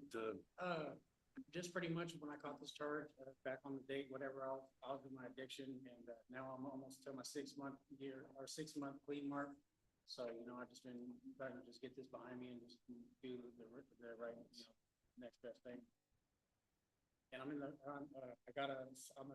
certified flagger now, so I've been flagging for Pierce County and stuff, and got a job, and I got 2 boys and stuff, so I've just been trying to, do the next best thing, just keep, one day at a time. A second degree, that carries a suspension with it as well. I'm gonna follow the recommendation, all jail time, 364 suspended on the condition you have law-abiding behavior and the $250 probation fee. Absolutely. It takes time. Time does everything. Yeah, It I includes appreciate removing this from being a headache, but you gotta give it that time. Yeah, no, I appreciate it. And the first degree, as you probably know, it's the penalties for that are horrific. Yeah, That's, that's why I stay in the passenger seat. that's the last thing you wanna do is go there. Mr. Frank, I'm gonna wish you the best of luck. I Let appreciate time your go by. Eventually, you're gonna be in a position where you'll be able to reinstate your license, and that's kind of something we have to have just to function in the society we live in there. Yeah. But good luck to you. Any question at all? No, just thank you for your time. And again, copy the paperwork at the window and look it over carefully. Mr. Haverco Alrighty. was there to answer any questions Thank you for your you may time. have. Yes, sir. And good luck, Mr. Frank. Yeah, thank Take you. care of yourself. Crystal?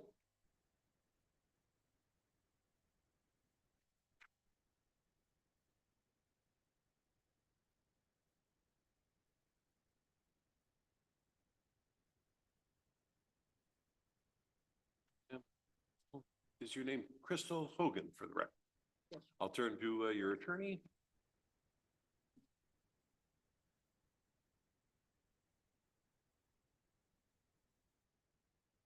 Matter comes on before the court, it's a pretrial hearing for a suspended driving third degree charge and a failed to stop, give information, obey officer charge.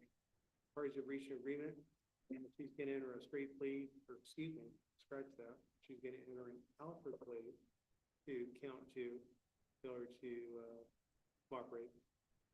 And then upon the court's acceptance of that plea, the city will move to dismiss count one. And the base of the Alfred plea is just, has to do with whether or not, and it's hard to know whether who would believe what happened, but there was just an issue from her point of view, whether and at what time she was aware of when the officer was behind her. She does agree, discuss an Alfred plea, and she does agree that were the matter to go to a trial, whether in front of a jury or a judge sitting without a jury, there's a high likelihood that upon the fact finder hearing that evidence, that the guilty finding will be entered. So for that reason, she wishes not to contest the evidence, and number two, she also is entering a plea to take advantage of the city's plea recommendation. Do you disagree with anything that Mr. Haverco just told me? No, Your Honor, I agree with you. Full name Crystal, middle initial A. Yes. Hogan, that's it. Ms. Hogan, I'm looking at a statement of defendant on plea of guilty to one count of failure to stop and give information to an officer. Tells me you're 44 years of age. Any problem at all going over the plea process with your attorney? No, Your Honor. This is a misdemeanor, the maximum penalty, 90 days and or 1,000, which I'd be free to impose if I saw fit, regardless of the recommendation. Do you realize that? That's it. And if I accept the plea, the rights contained in paragraph 5 are gone, no trial, no appeal, simply that sentencing. With that in mind, it's a one count of failure to stop and give information to an officer and requested to do so within the city of Yelm on April 28, 2024. How do you plead guilty or not guilty? Guilty, Your Honor. Do you make that plea of your own free will? Anybody make any threats or promises so you to make it plead guilty? No. I will find the plea to be freely, knowingly, and voluntarily made. And paragraph 11 tells me this is an Alfred plea. You know, I realize there's two sides to every coin. There's two sides to every story, two versions to every event because they're perceived by different people in different ways. Alfred plea means that you're pleading to take advantage of the offer and to avoid the risk of going to trial, realizing having gone over the discovery that things can go bad at trial. And this is a good way to resolve it. I'm going to follow the recommendation. Mr. Ratfield, anything to add to the recommendation? No, Your Honor, just ask that you follow it. Unless you have something to tell me you want me to know, I'm going to follow the recommendation. 90-90, law-abiding behavior, $250 fine. You can pay that at the rate of $25 a month. With regard to your license, you know, like I heard me say a minute ago, we live in a world where it's pretty important to be able to drive. I can't order you, I won't gonna order you to do anything with regard, but I'm gonna urge you or suggest to you that you look into what you need to do to get your license reinstated. If there is a problem with it, and get back to, where you're not even gonna be in a position of having to explain, any question at all, Ms. Hogan? I'm gonna wish you good luck. You take care of yourself. Yeah.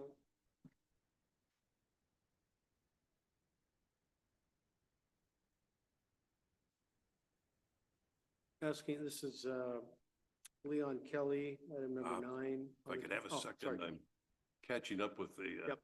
Mr. Kelly, sorry, everything's electronic now, and that sometimes I think, I'd be quicker with the old fashioned way of doing it with, but I'm a bit of a dinosaur here.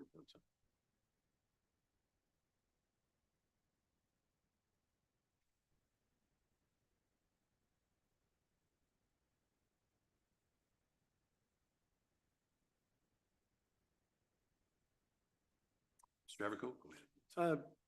Asked to reset the matter 2 weeks. Is this Leon Kelly? Yes. Is that your name? Leon Kelly the third? That's it. So 2 weeks ago. Right. Go ahead. I'm not seeing anything in O courts. Sorry.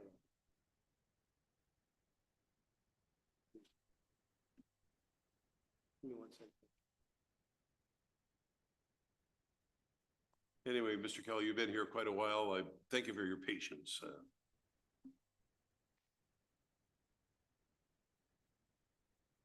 And the system, they call the there's several different systems. The O-Court system sometimes is a little slower than I am, if you can believe that.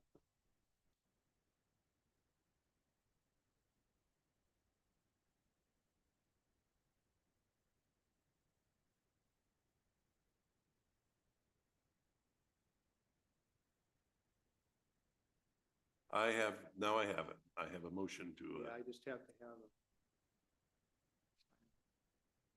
Go ahead, Simon. We're not including a waiver.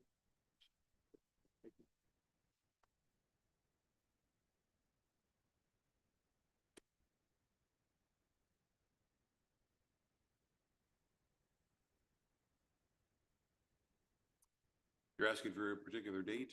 Just 2 weeks. You're requesting, you're Yes. moving for, Yeah, move it just to reset it 2 weeks to the next court date. Mr. Kelly, is that correct? You're moving for a reset in the matter? A motion for a reset is a waiver of your speedy trial rights. To begin with, we don't, as Well, I we're read just the rule. we're waiving just Oh, okay. 2 weeks.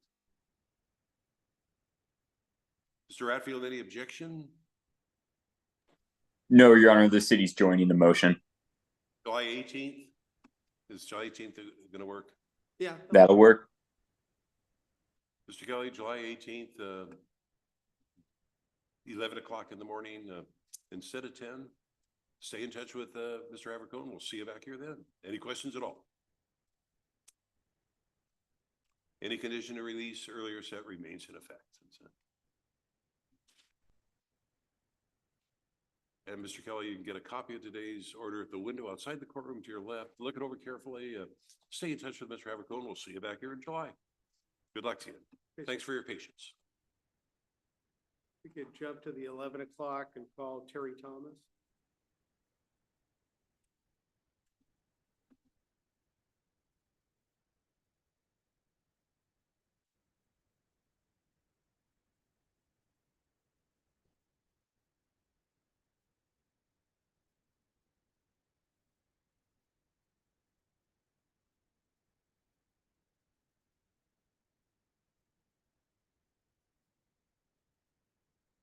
This is Terry Thomas on the 11 o'clock calendar. I've got it now.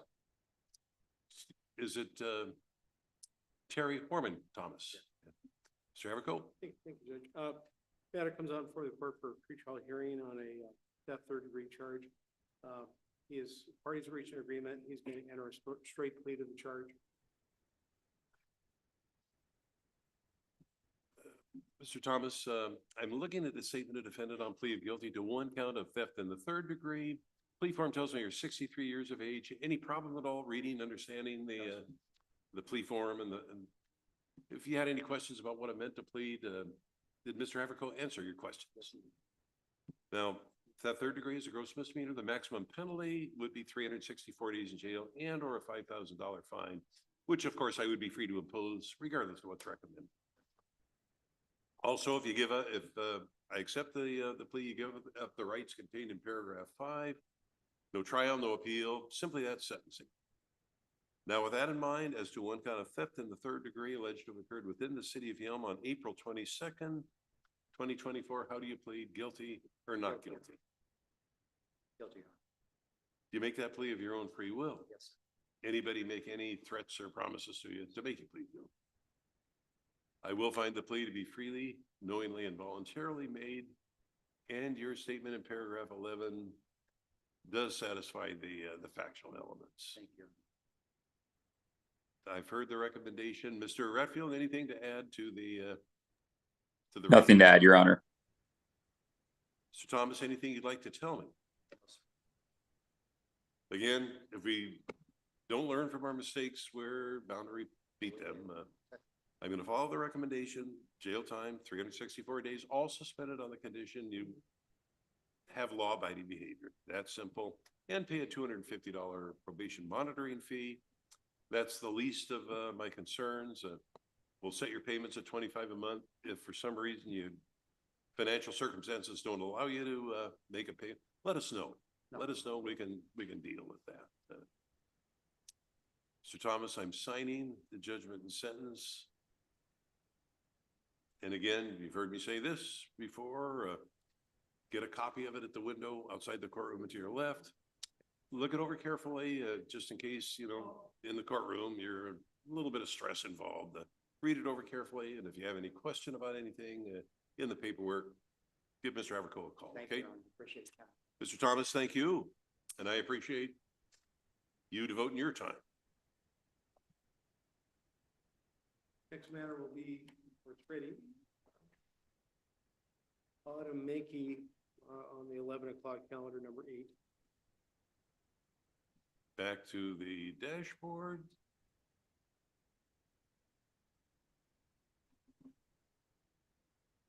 And this is Sherry Hitt. This is Autumn Mankey. It's item number 8 on the 11 o'clock calendar. Matter comes on before the court. Pretrial hearing for a charge called child left in vehicle with motor running. Okay. I don't have anything in Oak Courts. Correct. The parties have discussed the matter, and I believe the city has a motion. Mr. Atfield, Mr. Haverco has indicated that with regard to docket number 8, you have a motion. Yes, Your Honor. City's moving to dismiss. I'm preparing an order shortly. Motion granted. Thank you, Your Honor. Ms. Mankey, upon presentation, I will sign an order dismissing the charge. For whatever reason, the parties, Mr. Atfield and your attorney, they know a lot more about the case than I certainly do.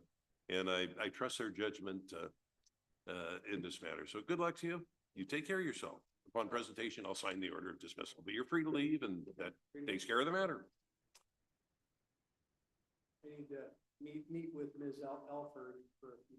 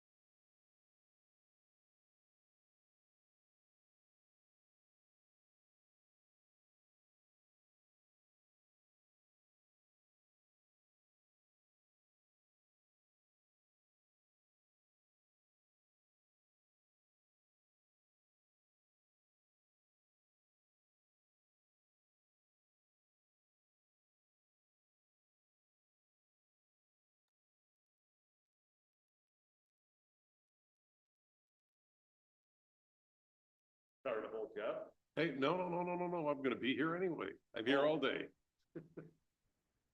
Back on record, Mr. Haverko, I'll defer to you. This is, Michael Daniel. What am I saying? You're signing that agreement we talked about. Oh. Yeah.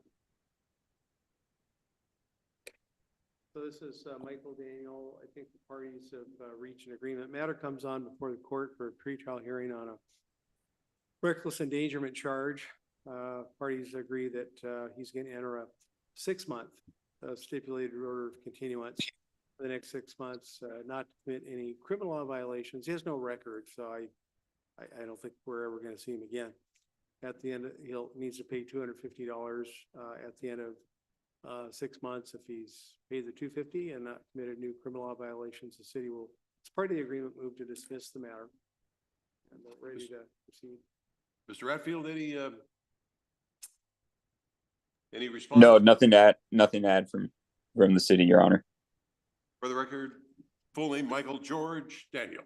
That's Mr. Daniel, I'm looking at a SOC, stipulated order of continuance. It's a contract, basically, negotiated by your attorney with the city. Terms of the contract are these: you abide by, do what you're supposed to do and not do what you're not supposed to do. The city will dismiss the charge. It goes away. If you violate the, no. Well, the fact that you were cited will always be there, but there's no conviction on your record. No, it's gone. Now, in return for the agreement, you're giving up your right to go to trial, et cetera, et cetera, et cetera. That's, no witnesses, nothing except a sentencing, which could be up to the maximum if the city proves you violated the agreement. That's, so it's important to stay out of trouble. The $250 is not that's part of the agreement, but it's not of great concern to me. If trouble making the payments, let me know, and we can certainly deal with that. But no, you've got an agreement here to make the thing go away. Just to be clear, yeah, the charge will be dismissed, not gone. But even if you went to a jury trial and the jury found you not guilty, the fact that you were arrested and originally charged with it, that still exists. That fact is, we can't undo history. But yeah, I want to make sure you realize the charge, it's going to be dismissed. I'm hoping 6 months from now, I'll simply have to be able to review the file and dismiss the charge, close the case. And Judge, he did want to, he was kind of frustrated about this case because he really feels he has kind of a different version, which, there's reasons to believe he's a credible person. And he had a different perspective of what happened. And he's kind of frustrated because the officer really didn't write down a lot of things that he told the officer. And so we had a long conversation about the fact that, there were reasons to maybe, anywhere from setting it for trial to amending it to even infraction where he could have a contested hearing. And we just talked about the fact that, when it comes to criminal law and when you hand the decision to a jury or a judge, it's out of your control. And sometimes you may wind up convicted when you really do believe, you're innocent. So one of the things, the reason I'm saying that, Judge, is that he mentioned to me that he wanted some opportunity to tell Your Honor what happened. I'm all ears. He just like to tell you what. Sure. Oh, absolutely. Yeah. Oh, sure. Absolutely. So what happened? Driving from where 507, 510. My Yep. live down 5, well, I was at the pizza parlor doing open mic. And helping another friend move. So I'm driving from the pizza parlor down there to Telio's, what I would say. Telly's or something. I know where you're talking about. I'm familiar with the area. Just past the light at 507 and 510, that junction. Guy got in front of me, he's doing 5 to 10 miles an hour under the speed limit the whole way. Fluctuating speed. Then when the speed limit went up, he would still do the same thing, and he was going between lines. He was drunk. In my opinion, I don't know if he'd be a new driver, but he was acting erratic. Texting on the, who knows? He never did the speed limit. He was always. I was expecting something, hoping something, but I backed off because I don't want to be around drunk do stupid things, and I want to stay away.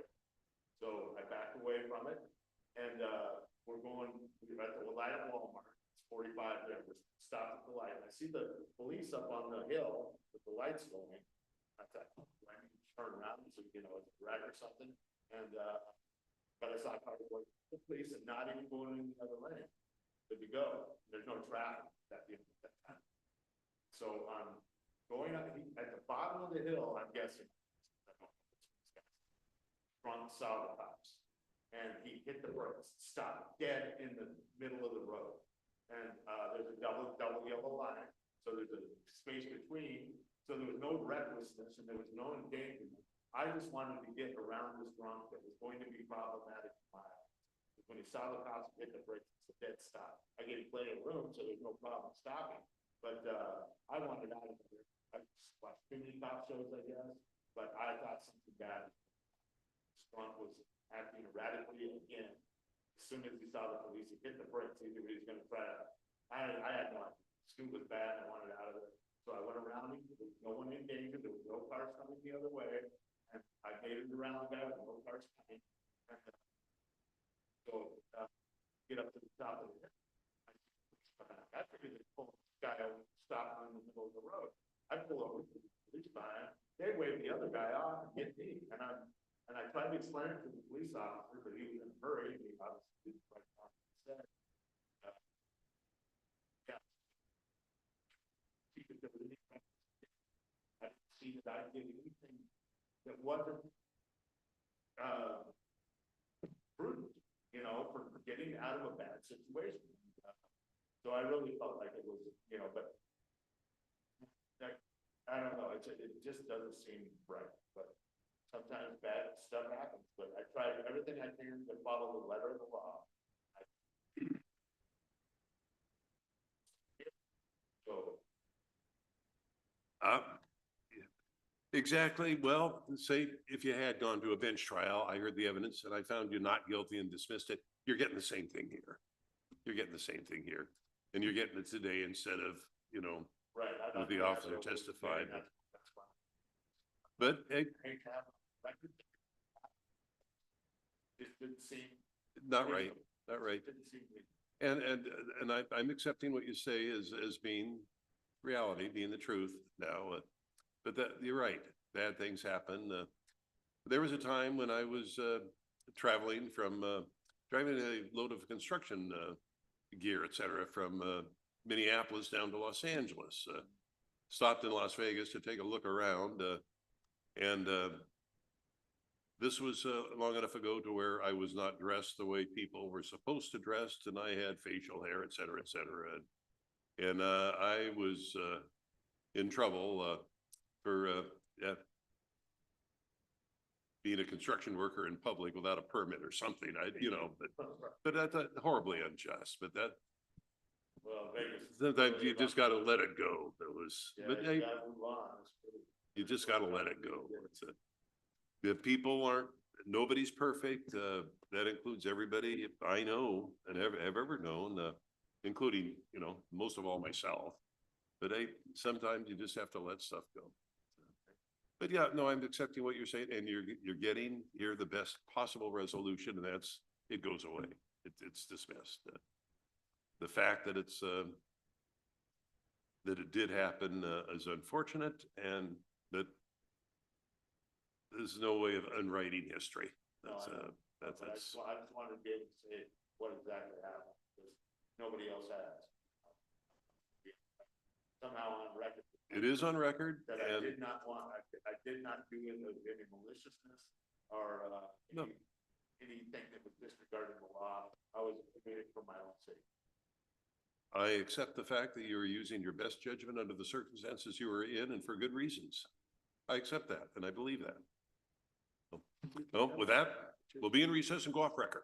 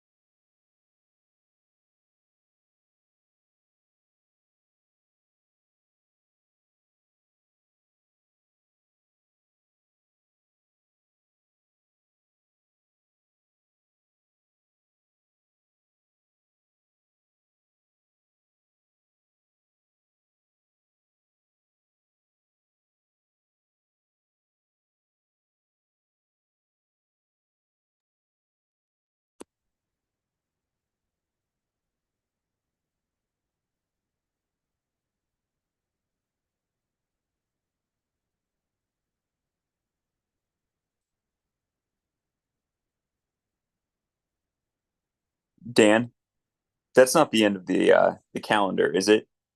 Yes, it is. Well, we haven't addressed the no shows, but yeah, well, you're in attendance faithfully, Garrett, why don't we go back on record and address the no shows? Back on record for the 10 o'clock and 11 o'clock no shows. Let's see. Let me get The my first notes. no show I have is Lance Houston, page 7, docket number 7 and 8. So on Lance Houston on June 14th, telephone call to a number, no answering message. There's no outgoing message on the 14th, and left a message, call back, and never got a return call. Well, Mr. Atfield, apparently attempt to contact, he's dropped out of contact with his attorney. 1,000, Your Honor. So ordered, each case. Next would be Leon Kelly, the third. We dealt with that one. That one was reset. On Miles Johnson. David, DeAndre, and Miles Yeah, Johnson. had a phone number, called the number on the 14th, and the number would not accept calls. So I And he hasn't contacted you. No. City 1,000, Your Honor. So ordered. And on this Joseph Murray, had a number. On the 14th, called the number. The number did answer. I was able to leave a message to call back, and I've not received a return call on that, on Murray. City have a motion 1,000, Your Honor. on each charge, so ordered. Well, the last one on the 10 o'clock is Sean Ray Bauman, our old friend. Who we know, and the last time I had a conversation with him in the jail, he indicated, That was at the jail. yeah, he doesn't have a phone, so there's no way to, unless he shows, I don't have a way of, contacting him. He knew to show. Yeah, on the 11 o'clock, City have a motion on Mr. Ray Bauman. Yeah, Your Honor. Reluctantly, 1,000. Reluctantly granted. Thank you. 11 o'clock, Mr. Berger. yeah, so I had a number for him, it's a good number. Left a message on the 14th, call me back, I have not heard back from him. No word from Mr. Berger. Yeah, no return, left a message, his number's good, but he never, I told him who I was. No return call. No return call. City have a motion. 1,000. So ordered. Darren Carver. Same thing, he called. Same charges, well, basically. Yeah, so he called me, so Carver left a message for me, I returned a call to him and left a message for him to call me back, and he never called me back. Well, unusual situation is he trading calls. I'm willing to, the city's willing to reset with notice. Note the non-appearance for speedy trial purposes, reset to July 18th with notice. Mr. Coleman. Doesn't he pitch for the Yankees now? Garrett Coleman? Sorry, bad joke. That'd be Garrett Cole, Your Honor. I thought Garrett Coleman pitched for the Yankees, but never mind. So I just don't have a number. Mr. Coleman is, my recollection is he doesn't have a number. He does not have a way to contact me. We have a diversion with a DUI. We have a SOC with a theft third and a pretrial on crim trust 1. City have a motion. 2,500. Ordered. We just took care of Daniel, and then on the 11 o'clock, we have Sherry Hitt. You have something in Oak Courts for her. Yeah, I did. And so, I had spoken with her, and she did not call me or leave any information to me that she was not going to be here today. So I don't have any information as to her not being present. So. But you thought you'd been in contact and you thought you had an agreement. Yeah. Did have an agreement. Yeah, I did. There might have been some, the city's willing to give her the benefit of the doubt and just reset with notice. reset with, note the non-appearance for speedy trial purposes, Yep. reset to, July 18th with notice. And then the next one I believe is Jebediah Stecker. I believe I have a good number. I'm not 100% sure, but I think I do. So I called the number and left a message to call back and never got the return, any kind of return call or contact. It said we're seeing that more and more with these controlled substance cases. Yeah. 1,000. Ordered. And I think the last one is Tipton. Yes. I had put a motion to continue in Oakports. I had talked with him. Pretty contentious conversation with regard to his feelings about the police. Well, of course. So I assumed he would be here, that either we were gonna ultimately maybe reach an agreement or reset it, one or the other, and he didn't give me any warning that he wouldn't be here. He had indicated to me when we spoke on the phone that, you know. You've been in contact, you just didn't show up. Yep. That's So, 1,000. I mean, all I can ask for is note the non-appearance and send out a new notice. I think with Mr. Tipton, we'll note the non-appearance, for speedy trial purpose and reset with notice and see what happens. With a contentious conversation, maybe let things calm down a little bit. And with that, we'll go off the record until 1 o'clock. And Your Honor, if the city may just have its standing motion to amend DWS's third. And I'll assume that you don't have any input in any of the other cases. You're not going to be available at 1 o'clock, if I recall correctly. That's right, Your Honor. Right. Okay, that's fine. All right. Bill and myself will do the best we can. All right. I appreciate it. Hey, Take care. problem. Take it easy. See you on the 2nd. I'll see you in a couple weeks.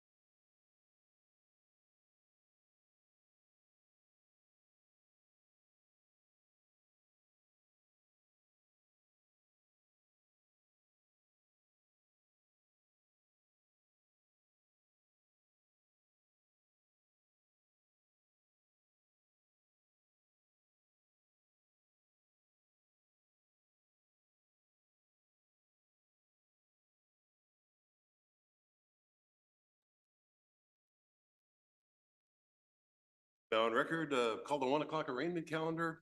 You're here for a first appearance in court after receiving a criminal citation.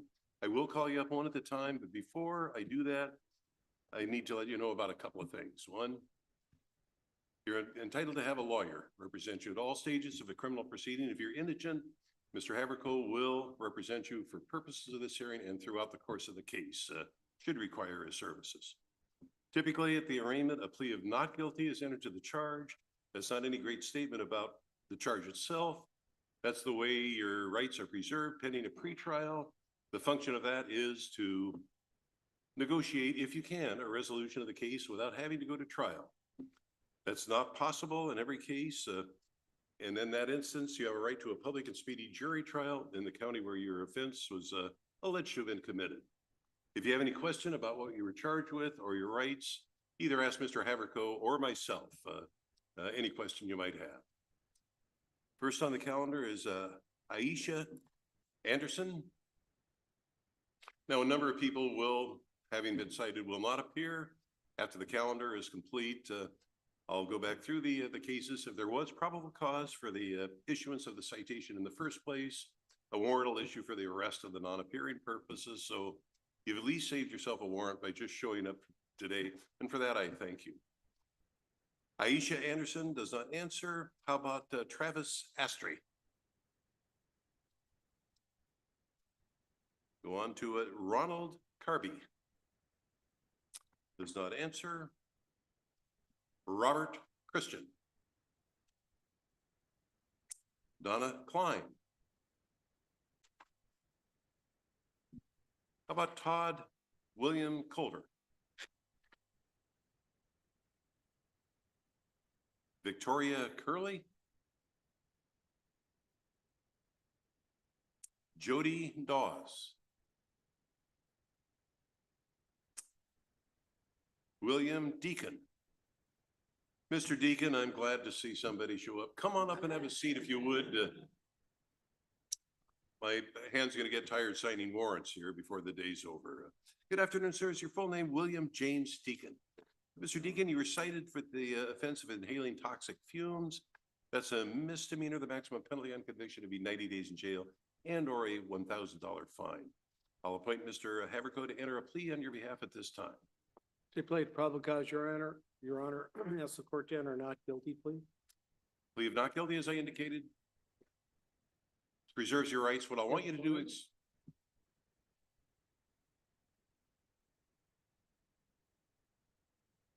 Yeah, just wait. 777.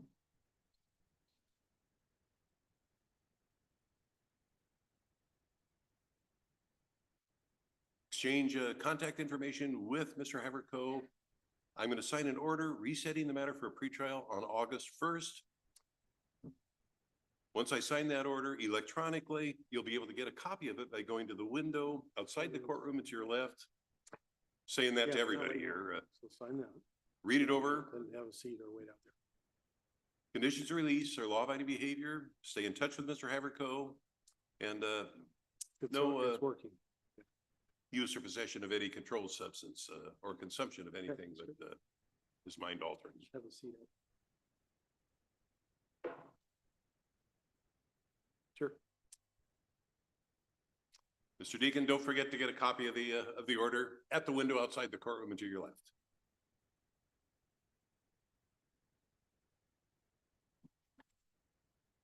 Maria Desira? Desira or Desira? Does not matter. James Elliott. Mr. Elliott, come on up and have a seat if you would. Name's James Michael Elliott. Yes, sir. Mr. Elliott, you were, now I'm going to say this for the benefit of quite a few other people in the courtroom. You were cited on June 6th for driving a license suspended or revoked in the 3rd degree. Yes. That charge is a criminal offense. It means suspended, but eligible to reinstate. On that, good.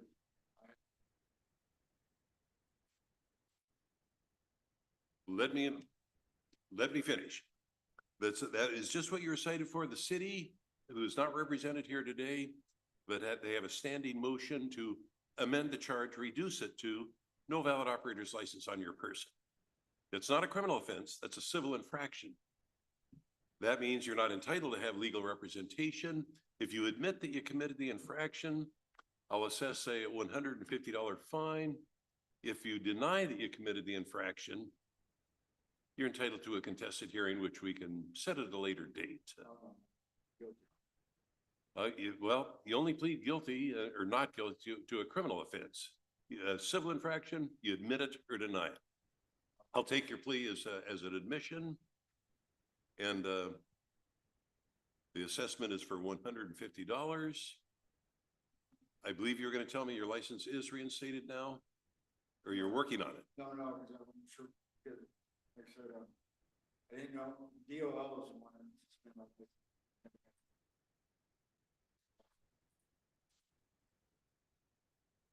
Not guilty. I didn't know DOL.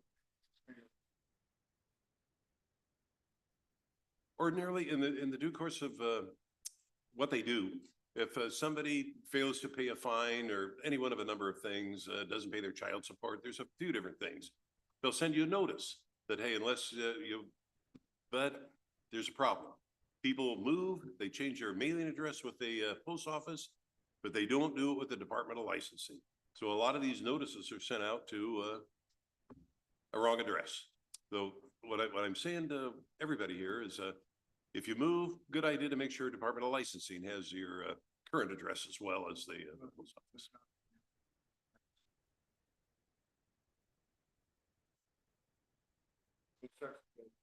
Huh.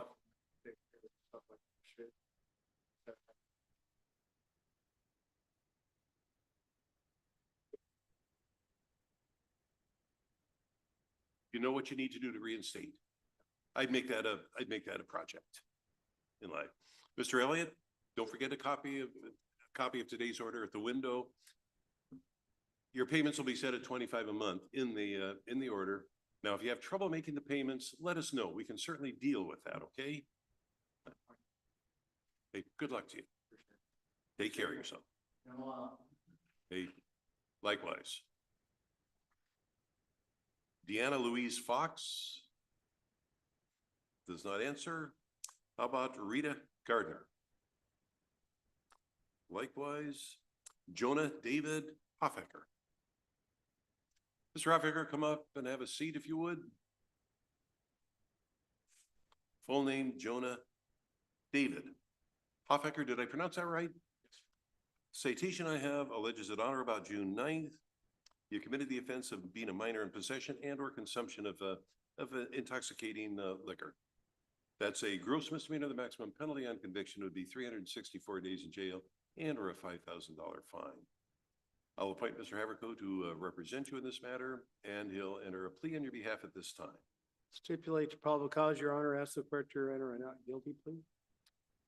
Mr. Hofecker, plea of not guilty, as I indicated, does preserve your rights. Conditions release your law-abiding behavior, and that includes, given your age, no consumption or possession of alcohol of any kind. Okay?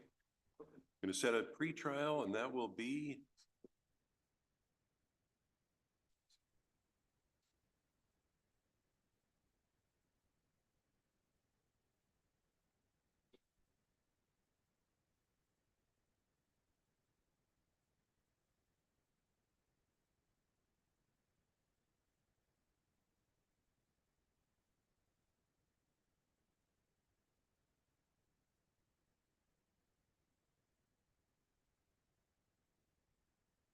pre-trial is August 1st. Get a copy of today's order at the window, and we'll see you back here then. Any questions? Not at all. Thank you. Good luck. Benjamin Huffman.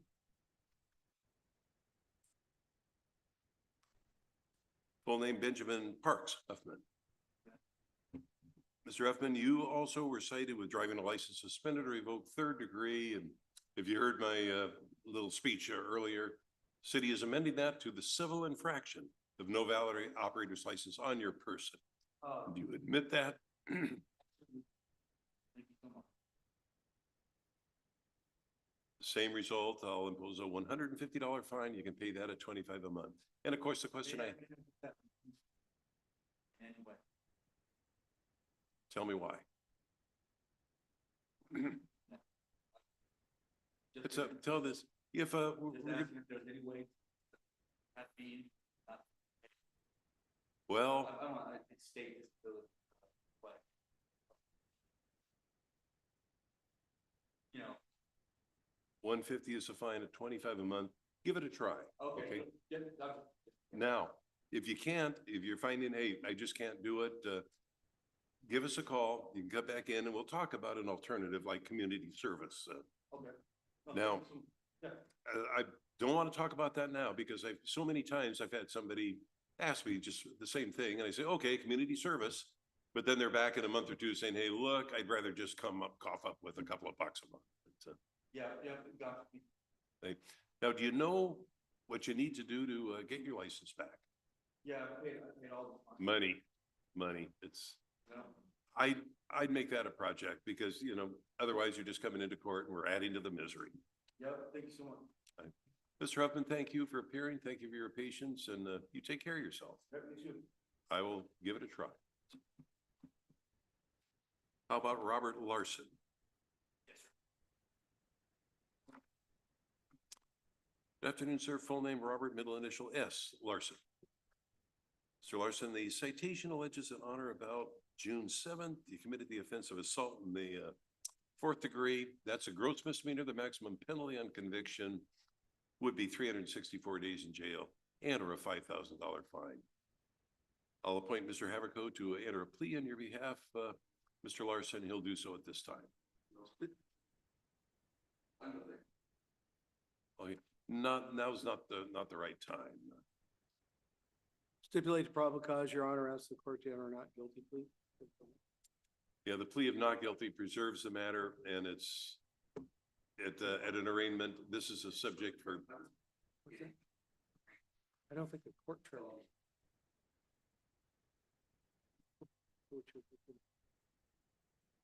This is a misdemeanor court. We only deal with, and stuff does move felonies to misdemeanors, misdemeanors to felonies.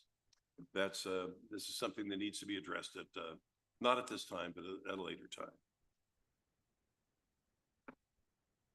I assume you're Timothy Cabrera? That's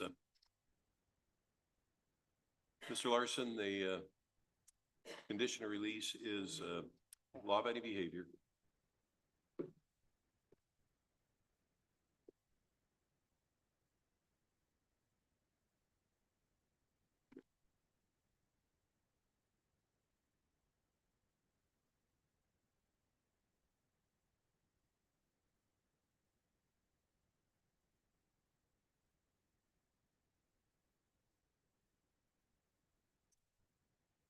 Law-abiding behavior, Mr. Larson, and no contact with Timothy Cabrera in any way, shape, or form.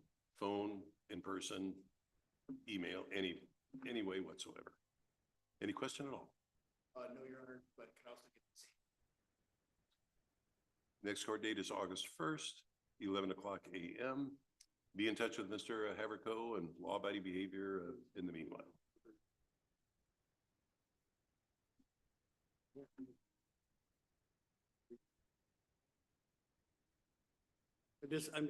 It's okay. Okay. Yeah, he's not. Mr. Haverco, any further questions on nothing this further. matter? Mr. Larson, that concludes the matter. I want you to get a copy of today's order at the window outside the courtroom to your left, and we'll see you back here August 1. Take care of yourself.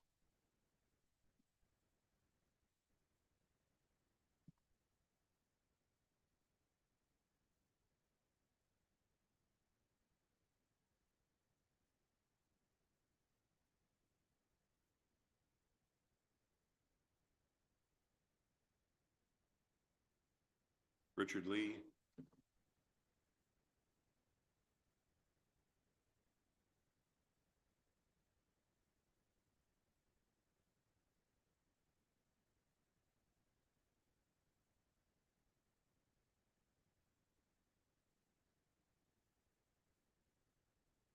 Full name Richard Patrick Lee Jr. You also were cited with driving license suspended or revoked third degree. Again, the city has a standard motion to reduce that to no valid operator's license on your person. That's a civil infraction. You can admit it, and I'll impose, if you do, a $150 fine, Mr. Lee. If you deny it, I will set the matter for a contested hearing, and that will take place at a later date. Any question at all about anything I've just said? Do you admit or deny? 150 is the assessment. Now, do you know what you need to do to get your license reinstated? Money. Money. It's so much in life comes down to money or lack of money. So do the best you can and try and make that a project in life, Mr. Lee. Good luck to you.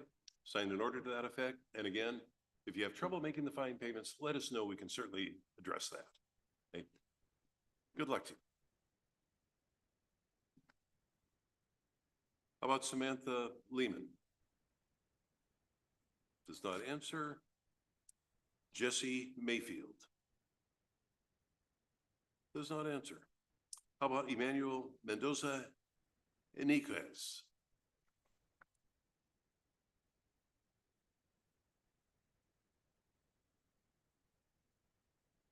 Good afternoon, sir. Is your full name Emmanuel Luis Mendoza Enriquez? Did I mispronounce that at all? Hey, thank you. If there's a way of mispronouncing the name, I'm certainly going to do it. Citation I have alleges that on or about June 9th, 2024, you committed the criminal offense of driving while under the influence of intoxicants. Gross misdemeanor. The maximum penalty on conviction would be 364 days in jail and or a $5,000 fine. You're also cited for the criminal offense of driving a license suspended or revoked third degree. Misdemeanor, the maximum on that is 90 days in jail and or a $1,000 fine. There's 2 infractions as well: driving with your wheels off the roadway and failure to have insurance. I am going to appoint Mr. Haverco to represent you in all 4 matters, and he'll enter pleas this time to your criminal offense. Stipulate probable cause, Your Honor, ask the court to enter not guilty, please.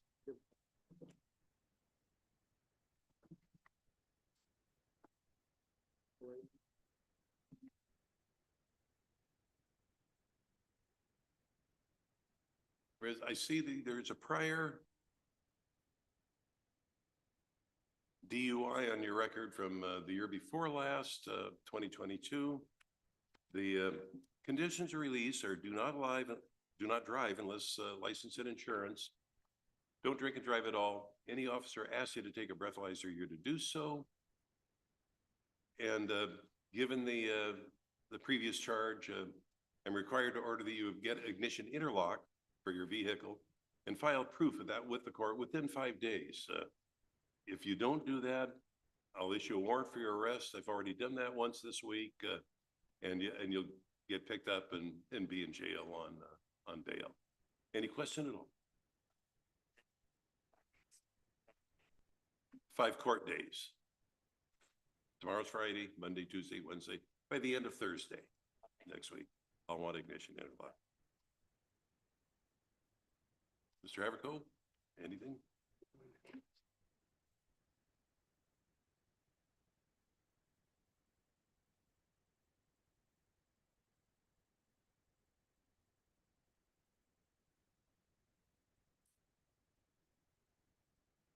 Yeah, he's signed and he's ready to go. Good. Mr. Mendoza, I want you to get a copy of, excuse me, today's order at the window. And do you have any questions of me at all? Good luck. It's very important that no drinking and driving, and no driving without license and insurance until amended order of the court. Good luck to you and take care. Thank you for your appearance.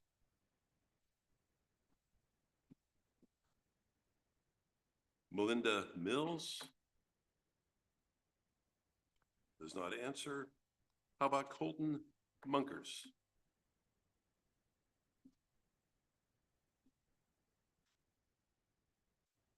Good afternoon, sir. Is your full name Colton Robert Munkers?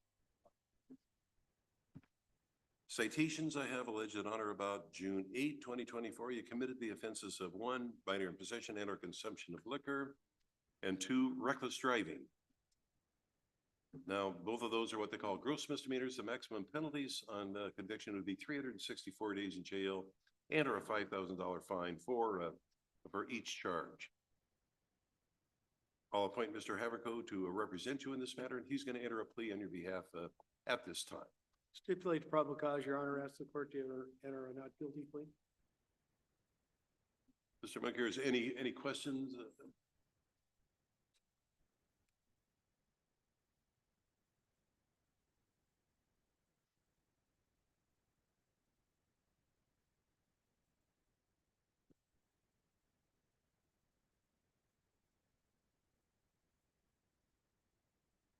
Setting a pretrial for August 1st. Make sure Mr. Haverco has your contact information.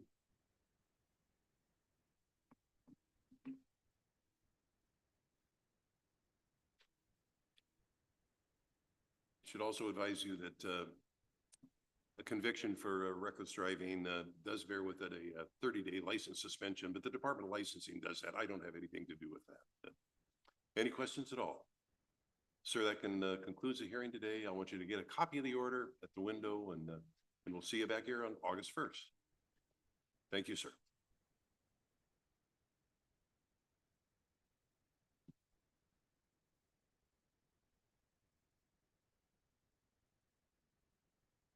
Michael O'Shea. Does not answer. How about Colleen Marie Overa? And I probably mispronounced your name, ma'am.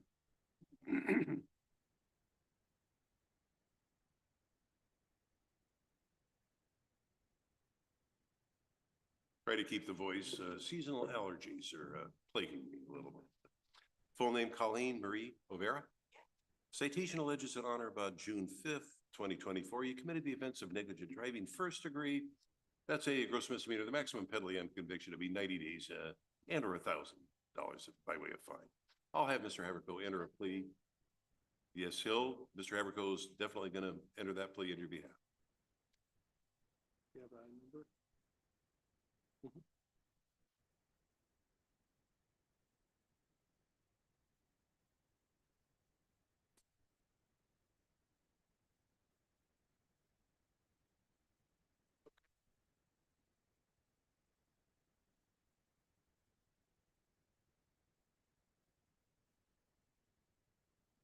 So Vera, the plea of not guilty does preserve your rights. Conditions to release are law-abiding behavior, don't drive unless licensed and insured, no drinking and driving at all, and of course, be back in court on August 1st. Any questions? Pardon?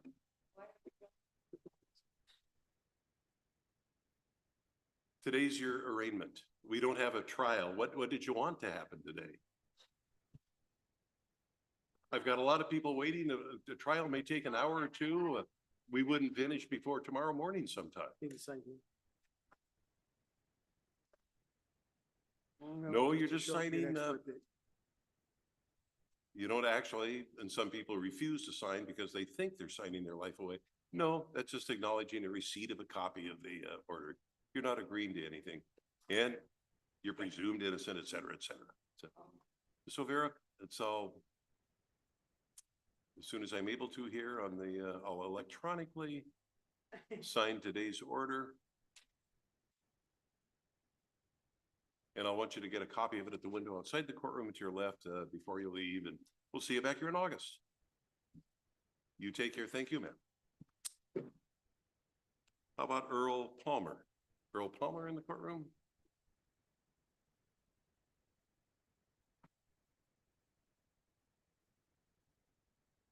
Mr. Palmer, good afternoon. You also are the recipient of a driving license suspended or revoked in the 3rd degree citation.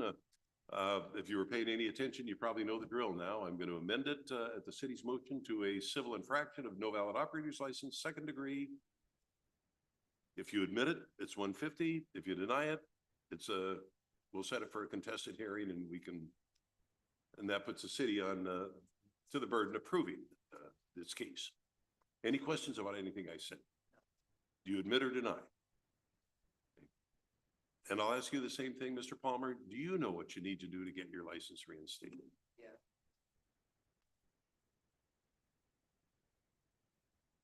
It does take time and effort and all the above. I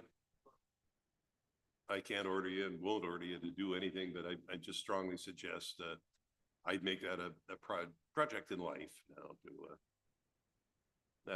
I don't know how some people get by in the world by, without being able to drive. So, I'm going to wish you good luck.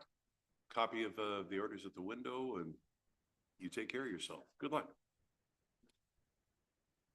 How about Megan Pence? Good afternoon, ma'am. Full name Megan Renee Pence. And Ms. Pence, the same applies to you. You're recited by DWS 3rd. If you admit it, it's a $150 fine. If you didn't.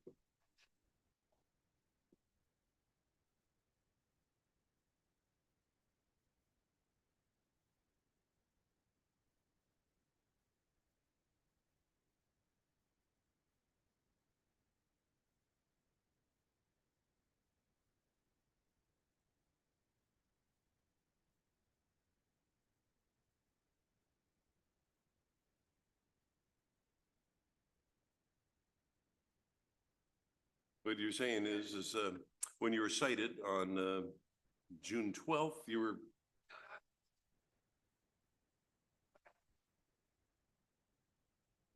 But the question I have is was it suspended on June 12th? It shouldn't have been. Did we check it?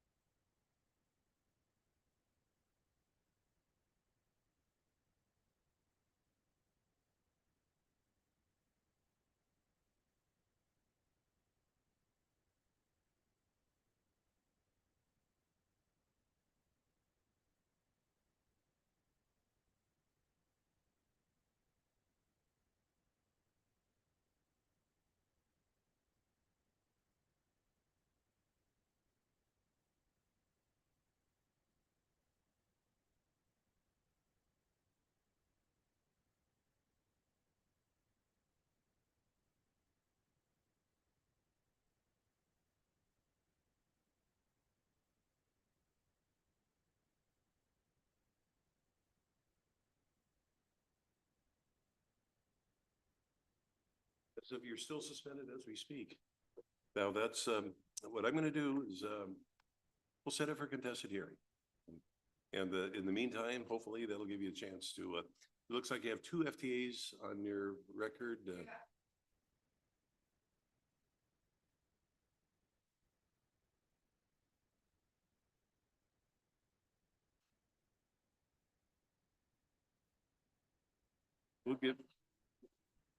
We'll give you a contested hearing, give you a chance to do that. Yeah, as you already know, my primary interest in is get reinstated. And if it's supposed to be reinstated and it isn't, you need to take care of that. Otherwise, you're going to get pulled over until you do. Setting a contested hearing for 2:30 on August 1. We'll see you back here then. And I get on that as quickly as possible. But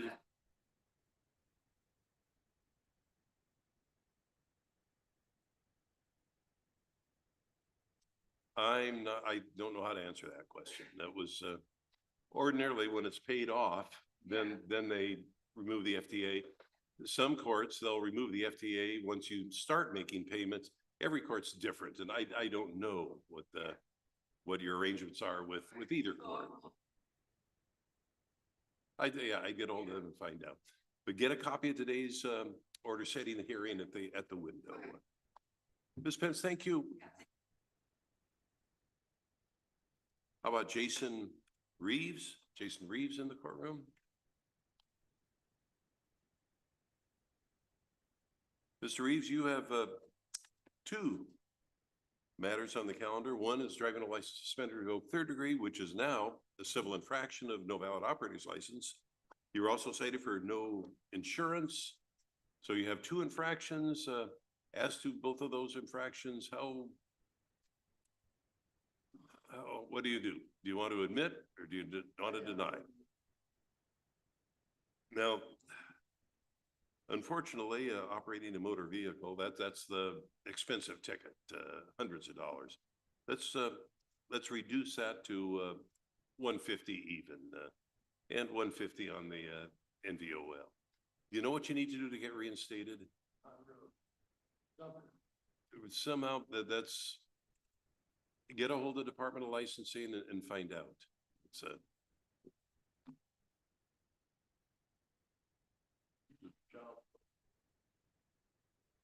pardon?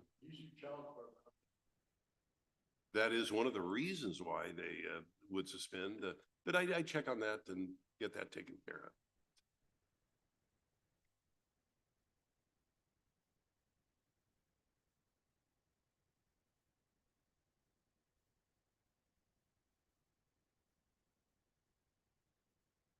Mr. Reeves, signed an order, get a copy of it at the window, and thank you for your patience. Thank you for appearing.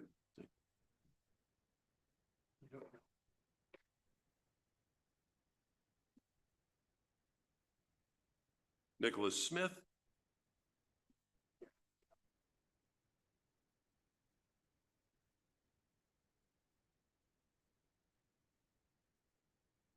Good afternoon, sir. Full name, Nicholas, middle initial D, Smith.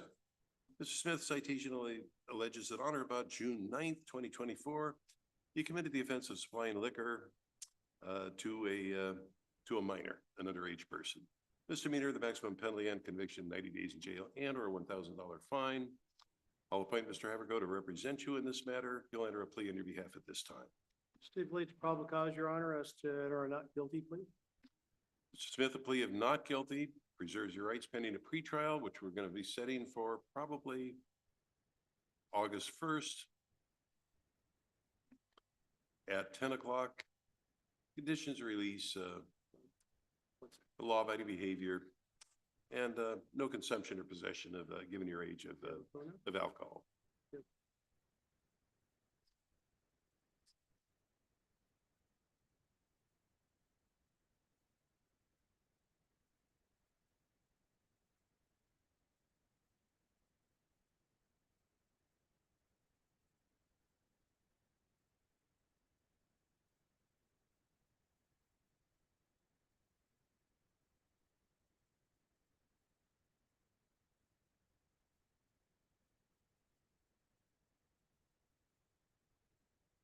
Smith, thank you for appearing. Don't forget to get a copy of today's hearing order at the window. Any questions at all? Pardon?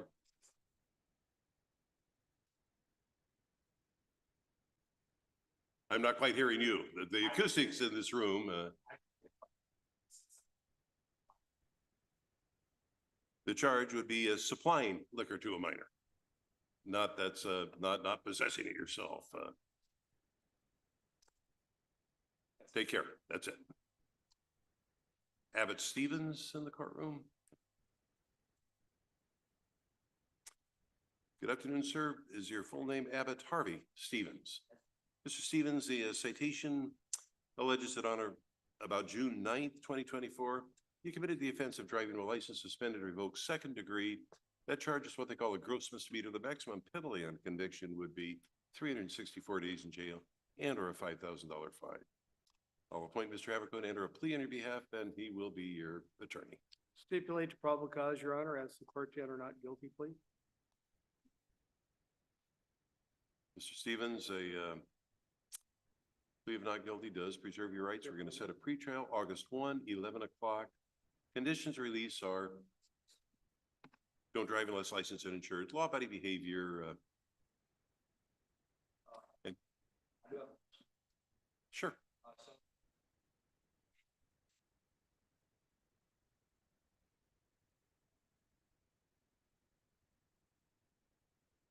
Now, this is something you should talk to Mr. Haverko about. You pled not guilty. That just puts the matter on hold until you've had a chance to straighten out any SR 22 issues but that's something you should definitely talk to Mr. Haverko. Make sure he has your contact information. His contact information will be on the order.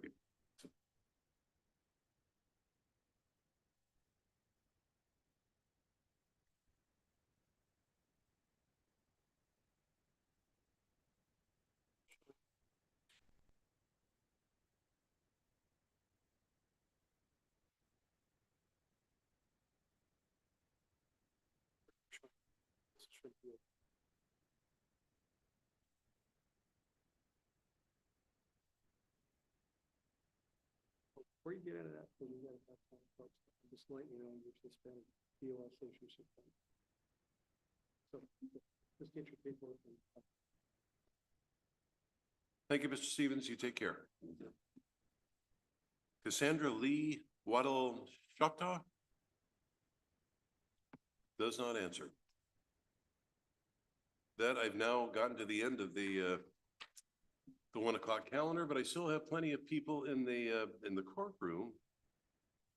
Maybe somebody came in late or I mispronounced the name, likely.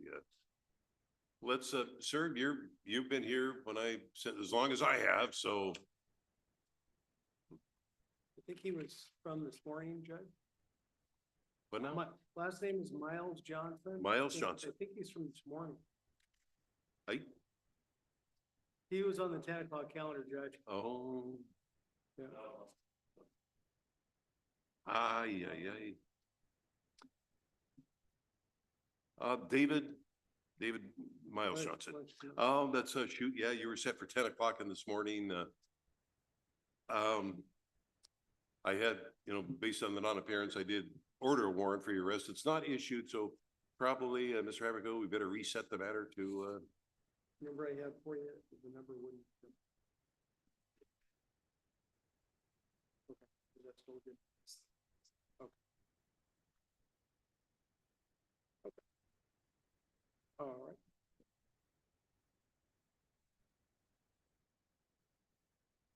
Haverko, is that? Are we doing a new notice or? Let me get to We'll that. prepare a notice resetting the matter, Mr. Miles Johnson, and you can get a copy of that at the window outside.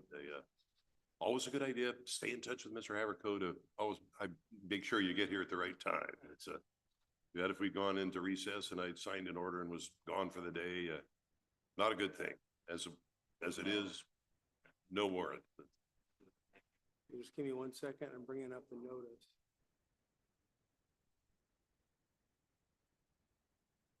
Sign on this.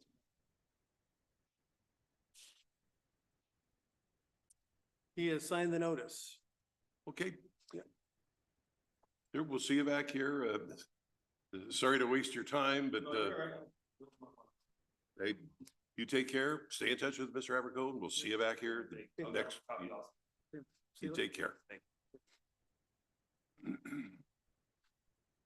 Last name?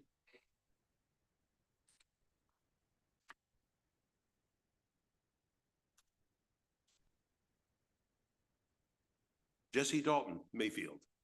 Come on up and have a seat. Mr. Mayfield, you were one of the DWS third charges. If you probably know by now what the result is the charge is amended to a civil infraction. It was criminal in nature, but it's now civil. If you admit that you didn't have a valid license when you were cited on June 10th, I'll assess a $150 fine. If you deny it, if you think your license was good, and this is all a mistake, we can set it for a contested hearing, and the city will have to prove that you didn't have a valid license on you. Okay, in that case, I'll assess the usual $150 fine. And do you know what you need to do to get your license reinstated? It's very likely that's one of the usual things. What I would do is, Mr. Mayfield, I would check with the Department of Licensing, and I'd make that a project in life, get your license reinstated. Live in a world where you kind of have to be able to drive. Well, electronically signed an order to that effect. Mr. Mayfield, what I want you to do is get a copy of the order. at the window outside the courtroom and to your left. Mr. Mayfield, thank you and take care of yourself. Sir, you there in the front, you were here, I think, the longest. Pardon? Ah, What's your last name? Berger? yeah, What calendar was that on, Berger? 11. Oh.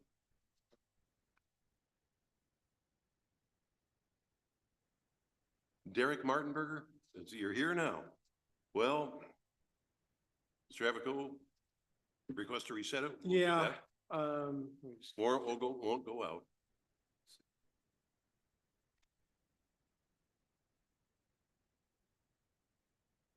yeah, just note the non-appearance and would ask to reset it. I do have a number. I did leave a number for you. You didn't call. I called you. Well, I'm not calling you. But you need to make sure I left them. So you don't intrude on me.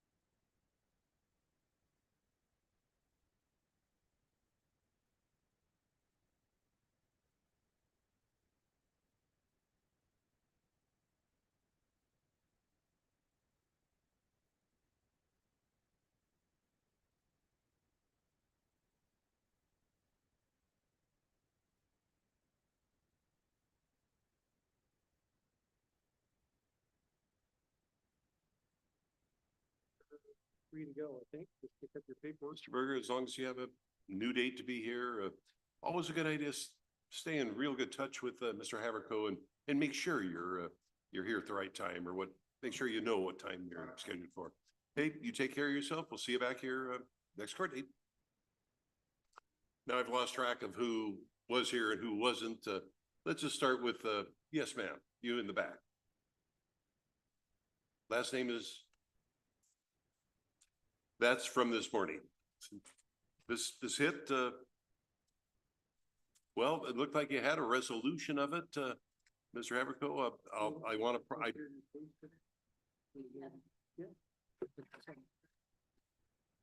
I'll leave it up to you. I want to set it to the end of the calendar. I want to talk to the other people first. If you want to proceed. I think we do. Do you want to take her at the end, Judge? Sure. Okay, just Ms. Hitt, go ahead and have a seat in the courtroom. Yeah. And I want, Yeah. And you, ma'am, there in the blue, your last name? Come on up and have a seat.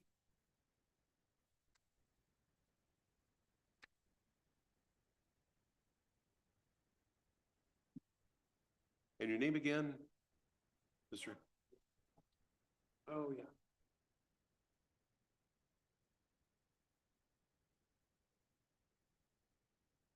Joel Dawes.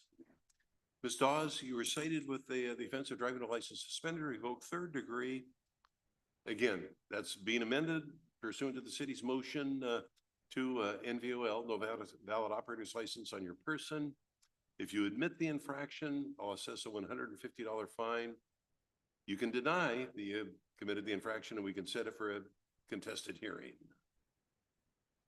Okay, Ms. Dawes, I'll assess a $150 fine. Do you know what you need to do to reinstate your license? Yeah. I'd make that a project.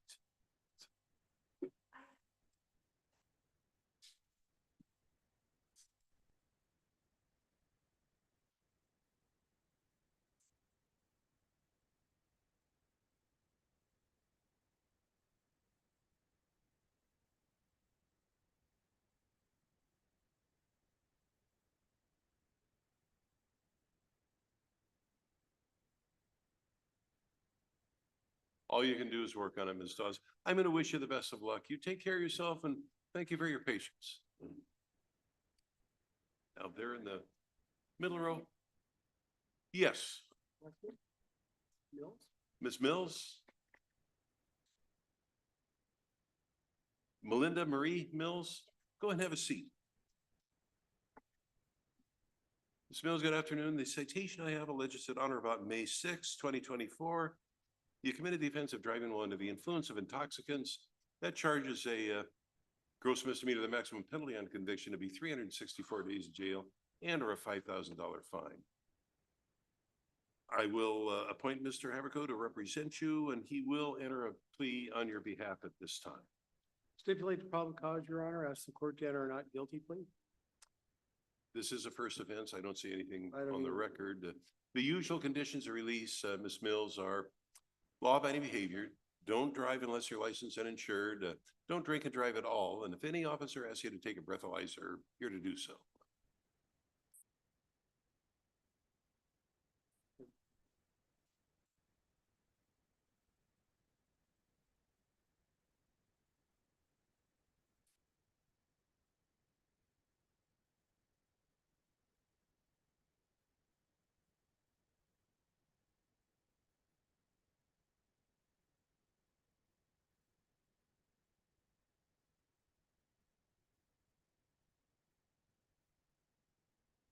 Bills, I want to make sure that you give Mr. Haverco your contact information. Stay in touch with him while the matter's pending. We're setting your pretrial for August 1st. I want you to get a copy of today's order at the window outside the courtroom and to your left.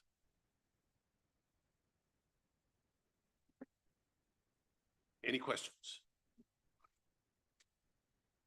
Dave, thanks for appearing. Thank you for your patience. Free to go, just get your paperwork before you. Hey, and you as well. Take care. Ma'am? Come on up and have a seat.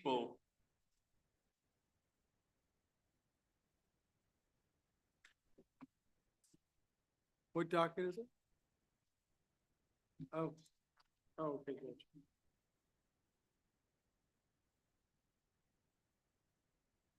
Full name Donna, middle initial S, Klein. Ms. Klein, the citation I have alleges that on or about June 12th, you committed the offenses of driving license suspended, revoked, or in the third degree, simple misdemeanor, the maximum penalty, 90 and or 1,000. You're also cited for not having an ignition interlock when you're required to do so. That's a gross misdemeanor. The maximum penalty for that would be 364 days in jail and or a $5,000 fine. You also violated the trip permit usage regulation. I believe that's an unusual one. Well, we'll just calendar that along with Mr. Haverco. I'm appointing him to represent you in this matter, and he'll enter a plea on your behalf. Stipulate to probable cause, ask the court to enter not guilty, please. Ms. Klein, plea of not guilty does preserve your rights. August 1, 11 o'clock in the morning will be your next court date. Signing an order to that effect at this time. Okay.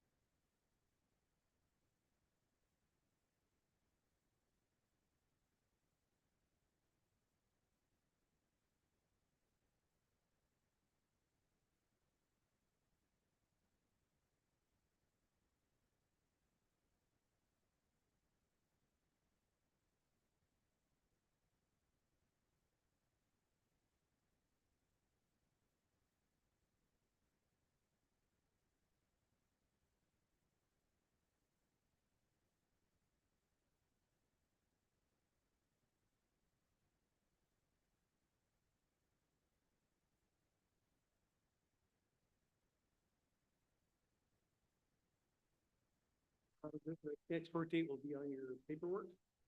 Yeah. Just go out to the front counter. Is Sonia gone now, or does she need to go to the police station? Okay. Sonia should still be.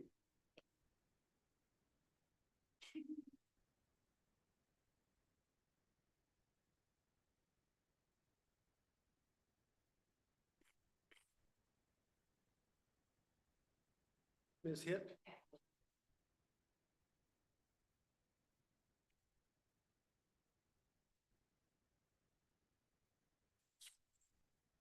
So we can deal with any paperwork.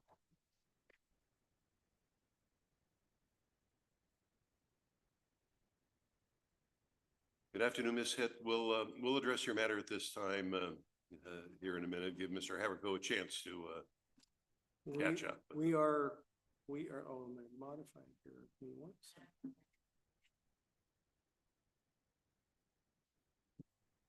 That's eventually, yeah, cut down on the court dates. Is, that's, but they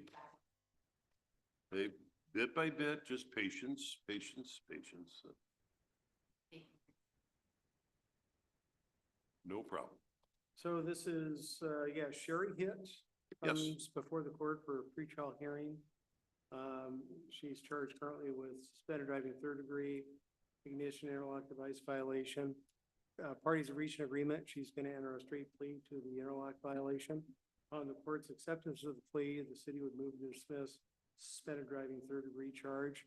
It's all suspended jail time for 12 months on the condition that no new criminal law violations and payment of a $250 court fee. For the record, Sherry Keen Hitt is your full name, is it not? That's it. Do you disagree at all with anything Mr. Haverko just said? I am looking at a statement of defendant on plea of guilty to one count of operating a motor vehicle without ignition interlock, when required to have that by DOL. The plea form also references a dismissal of a driving license suspended or revoked charge. Plea form tells me you're 48 years of age. Any problem at all reading, understanding the plea form? Did you go over the plea form and the process with your attorney? And if you had any questions at all, were they answered? Now, what you're pleading to is a gross misdemeanor. The maximum penalty on conviction would be 364 days in jail and or a $5,000 fine, which I would be free to impose if I saw fit to do so, regardless of what's recommended. You realize that. Also, if I accept the plea, the rights in paragraph 5 are gone. They no longer exist. No witnesses, no appeal if you lose, simply a sentencing. You realize that. Then as to one count of operating a motor vehicle within the city of Yelm on April 25th, 2024, when ignition interlock was required by the Department of Licensing, how do you plead guilty or not guilty? You make that plea of your own free will. Anybody make any threats or promises to you to make you plead guilty? I'll find the plea to be freely, knowingly, and voluntarily made, and your statement does satisfy the factual elements of the offense.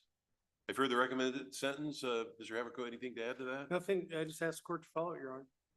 Ms. Hitt, anything you'd like to tell me? You don't have to tell me anything, but if you want me to know anything about your situation here, now's the time. Okay. Hey, well, as long as we're getting it taken care of, that's the important thing. I'm going to follow the recommendation. All jail time suspended for a year on the condition you have law-abiding behavior.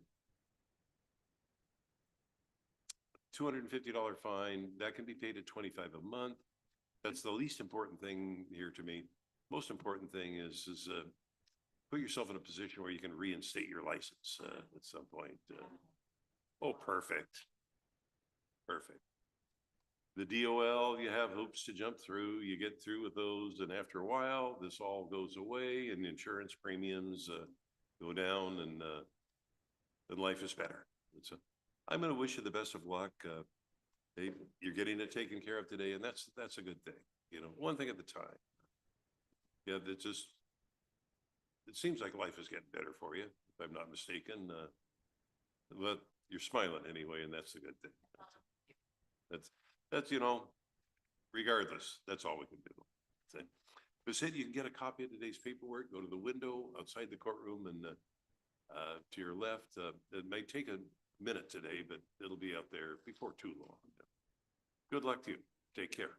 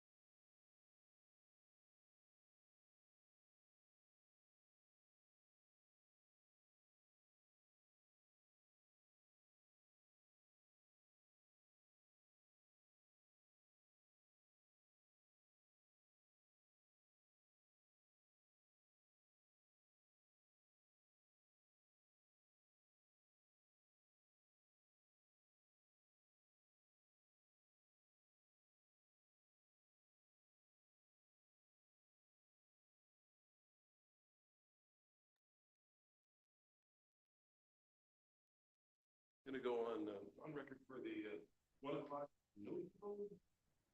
First one would be, Aisha Anderson, docket number 1. Probable cause was previously found for her. Spoke to her in custody, 1,000 cash or bond. Mr. Astry, that's quite the case. Did you see what the? I find probable cause for hit and run attendant. After hit and run attendant, he,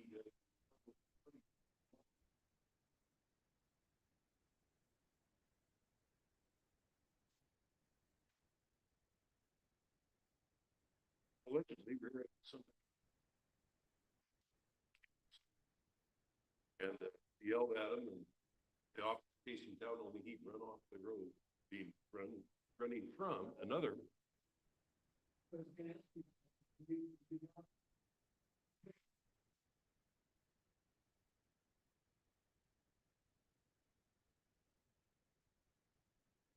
Second, yeah.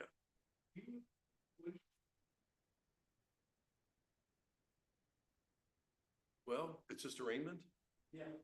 If you want to do it on Zoom, if you got something, you gotta go, sure. That's fine. That's fine. I have no objection. Yeah, you want to do it on Zoom, we can.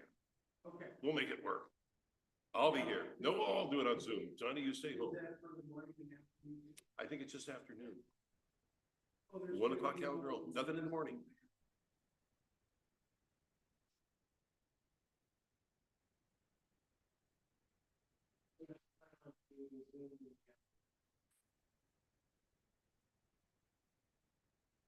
We'll try to avoid that, but who knows? Well, we can always still do something on Zoom in the morning. Sure. We'll figure it out. I won't be here this afternoon. We'll figure it out. We will figure it. And we're still on record? Okay. Dan, are you out of here? Yeah. You take care. Hey, enjoy the weather, stay cool, keep calm, keep cool, and we'll see you, next time we do.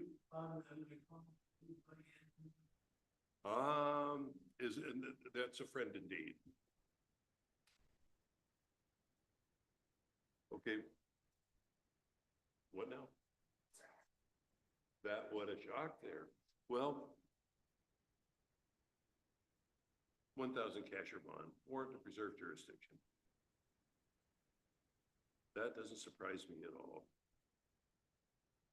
Next I have is Ronald Carby, U.S. 3rd, amend that to Noval 2 and FTA. Robert Christian, probable causes previously found on an in custody here, 1,000 cash or bond. Going to the next page, the next one I have is, we're not quite sure whether it's William Culver Todd or Todd William Culver. In any event, amend that to whatever name DOL has him under, to DOS 3rd, to Noval 2 and FTA, and then just FTA the registration charge. Victoria Curley would be the next one. Amend that to Noval 2 and FTA that as well. Next I have Maria de Sursa, number 12. I do find probable cause for theft 3rd and crim trust 1. Probable cause is definitely found, 1,000 cash or bond.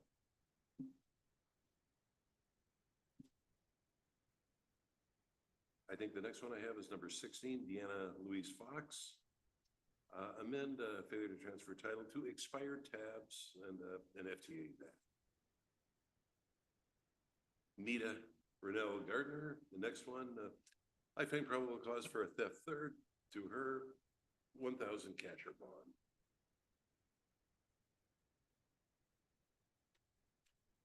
That brings us down to Samantha Lehman, I think. That's a DDoS amend to Noval 2. FTA. And that brings us to, I think, the end. Which one? O'Shea. I missed. I missed that one. Michael O'Shea, I'm sorry. Yeah, but that was Dito Lister, amend to Noval 2 and FTA. Choctaw. That is an unusual one. She was caught putting garbage by a dumpster. That I'm not sure that's theft. I want to reason. I can't find probable cause on that right now. I'm making a note to that. I will reserve ruling on that until tomorrow. You'll be here tomorrow.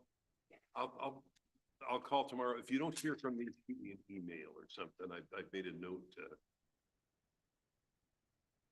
You know, I think there's an illegal dumping statute. I think there's a trespass too that might, but I'm not sure about that.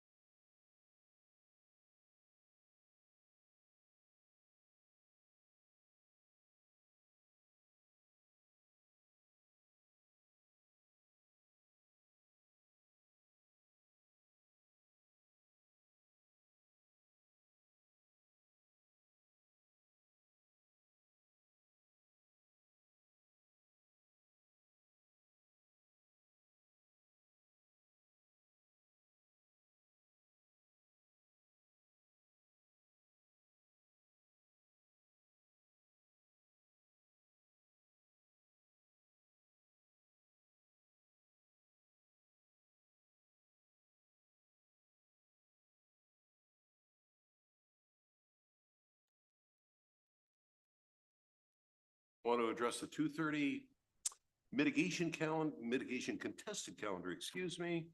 It's now 2:44. Nobody has shown up. Number one, no motorcycle endorsement on Casey Beath. FTA that. Jason Bishop, failure to transfer title, down to failure to renew excited registration. FTA the citation. Michael Frazier, FTA the speeding ticket with Raymond Lee. That's apparently a sovereign citizen who keeps sending stuff in but has not appeared, but did, for reasons unknown to me, send to the court a $25 money order. FTA the NVOL citation, and return is $25 money order. I have no idea what that is supposed to be for. With docket numbers 5 and 6 represented by an attorney. As a courtesy to the attorney, let's reset that to the next available court date at clerk's discretion. So.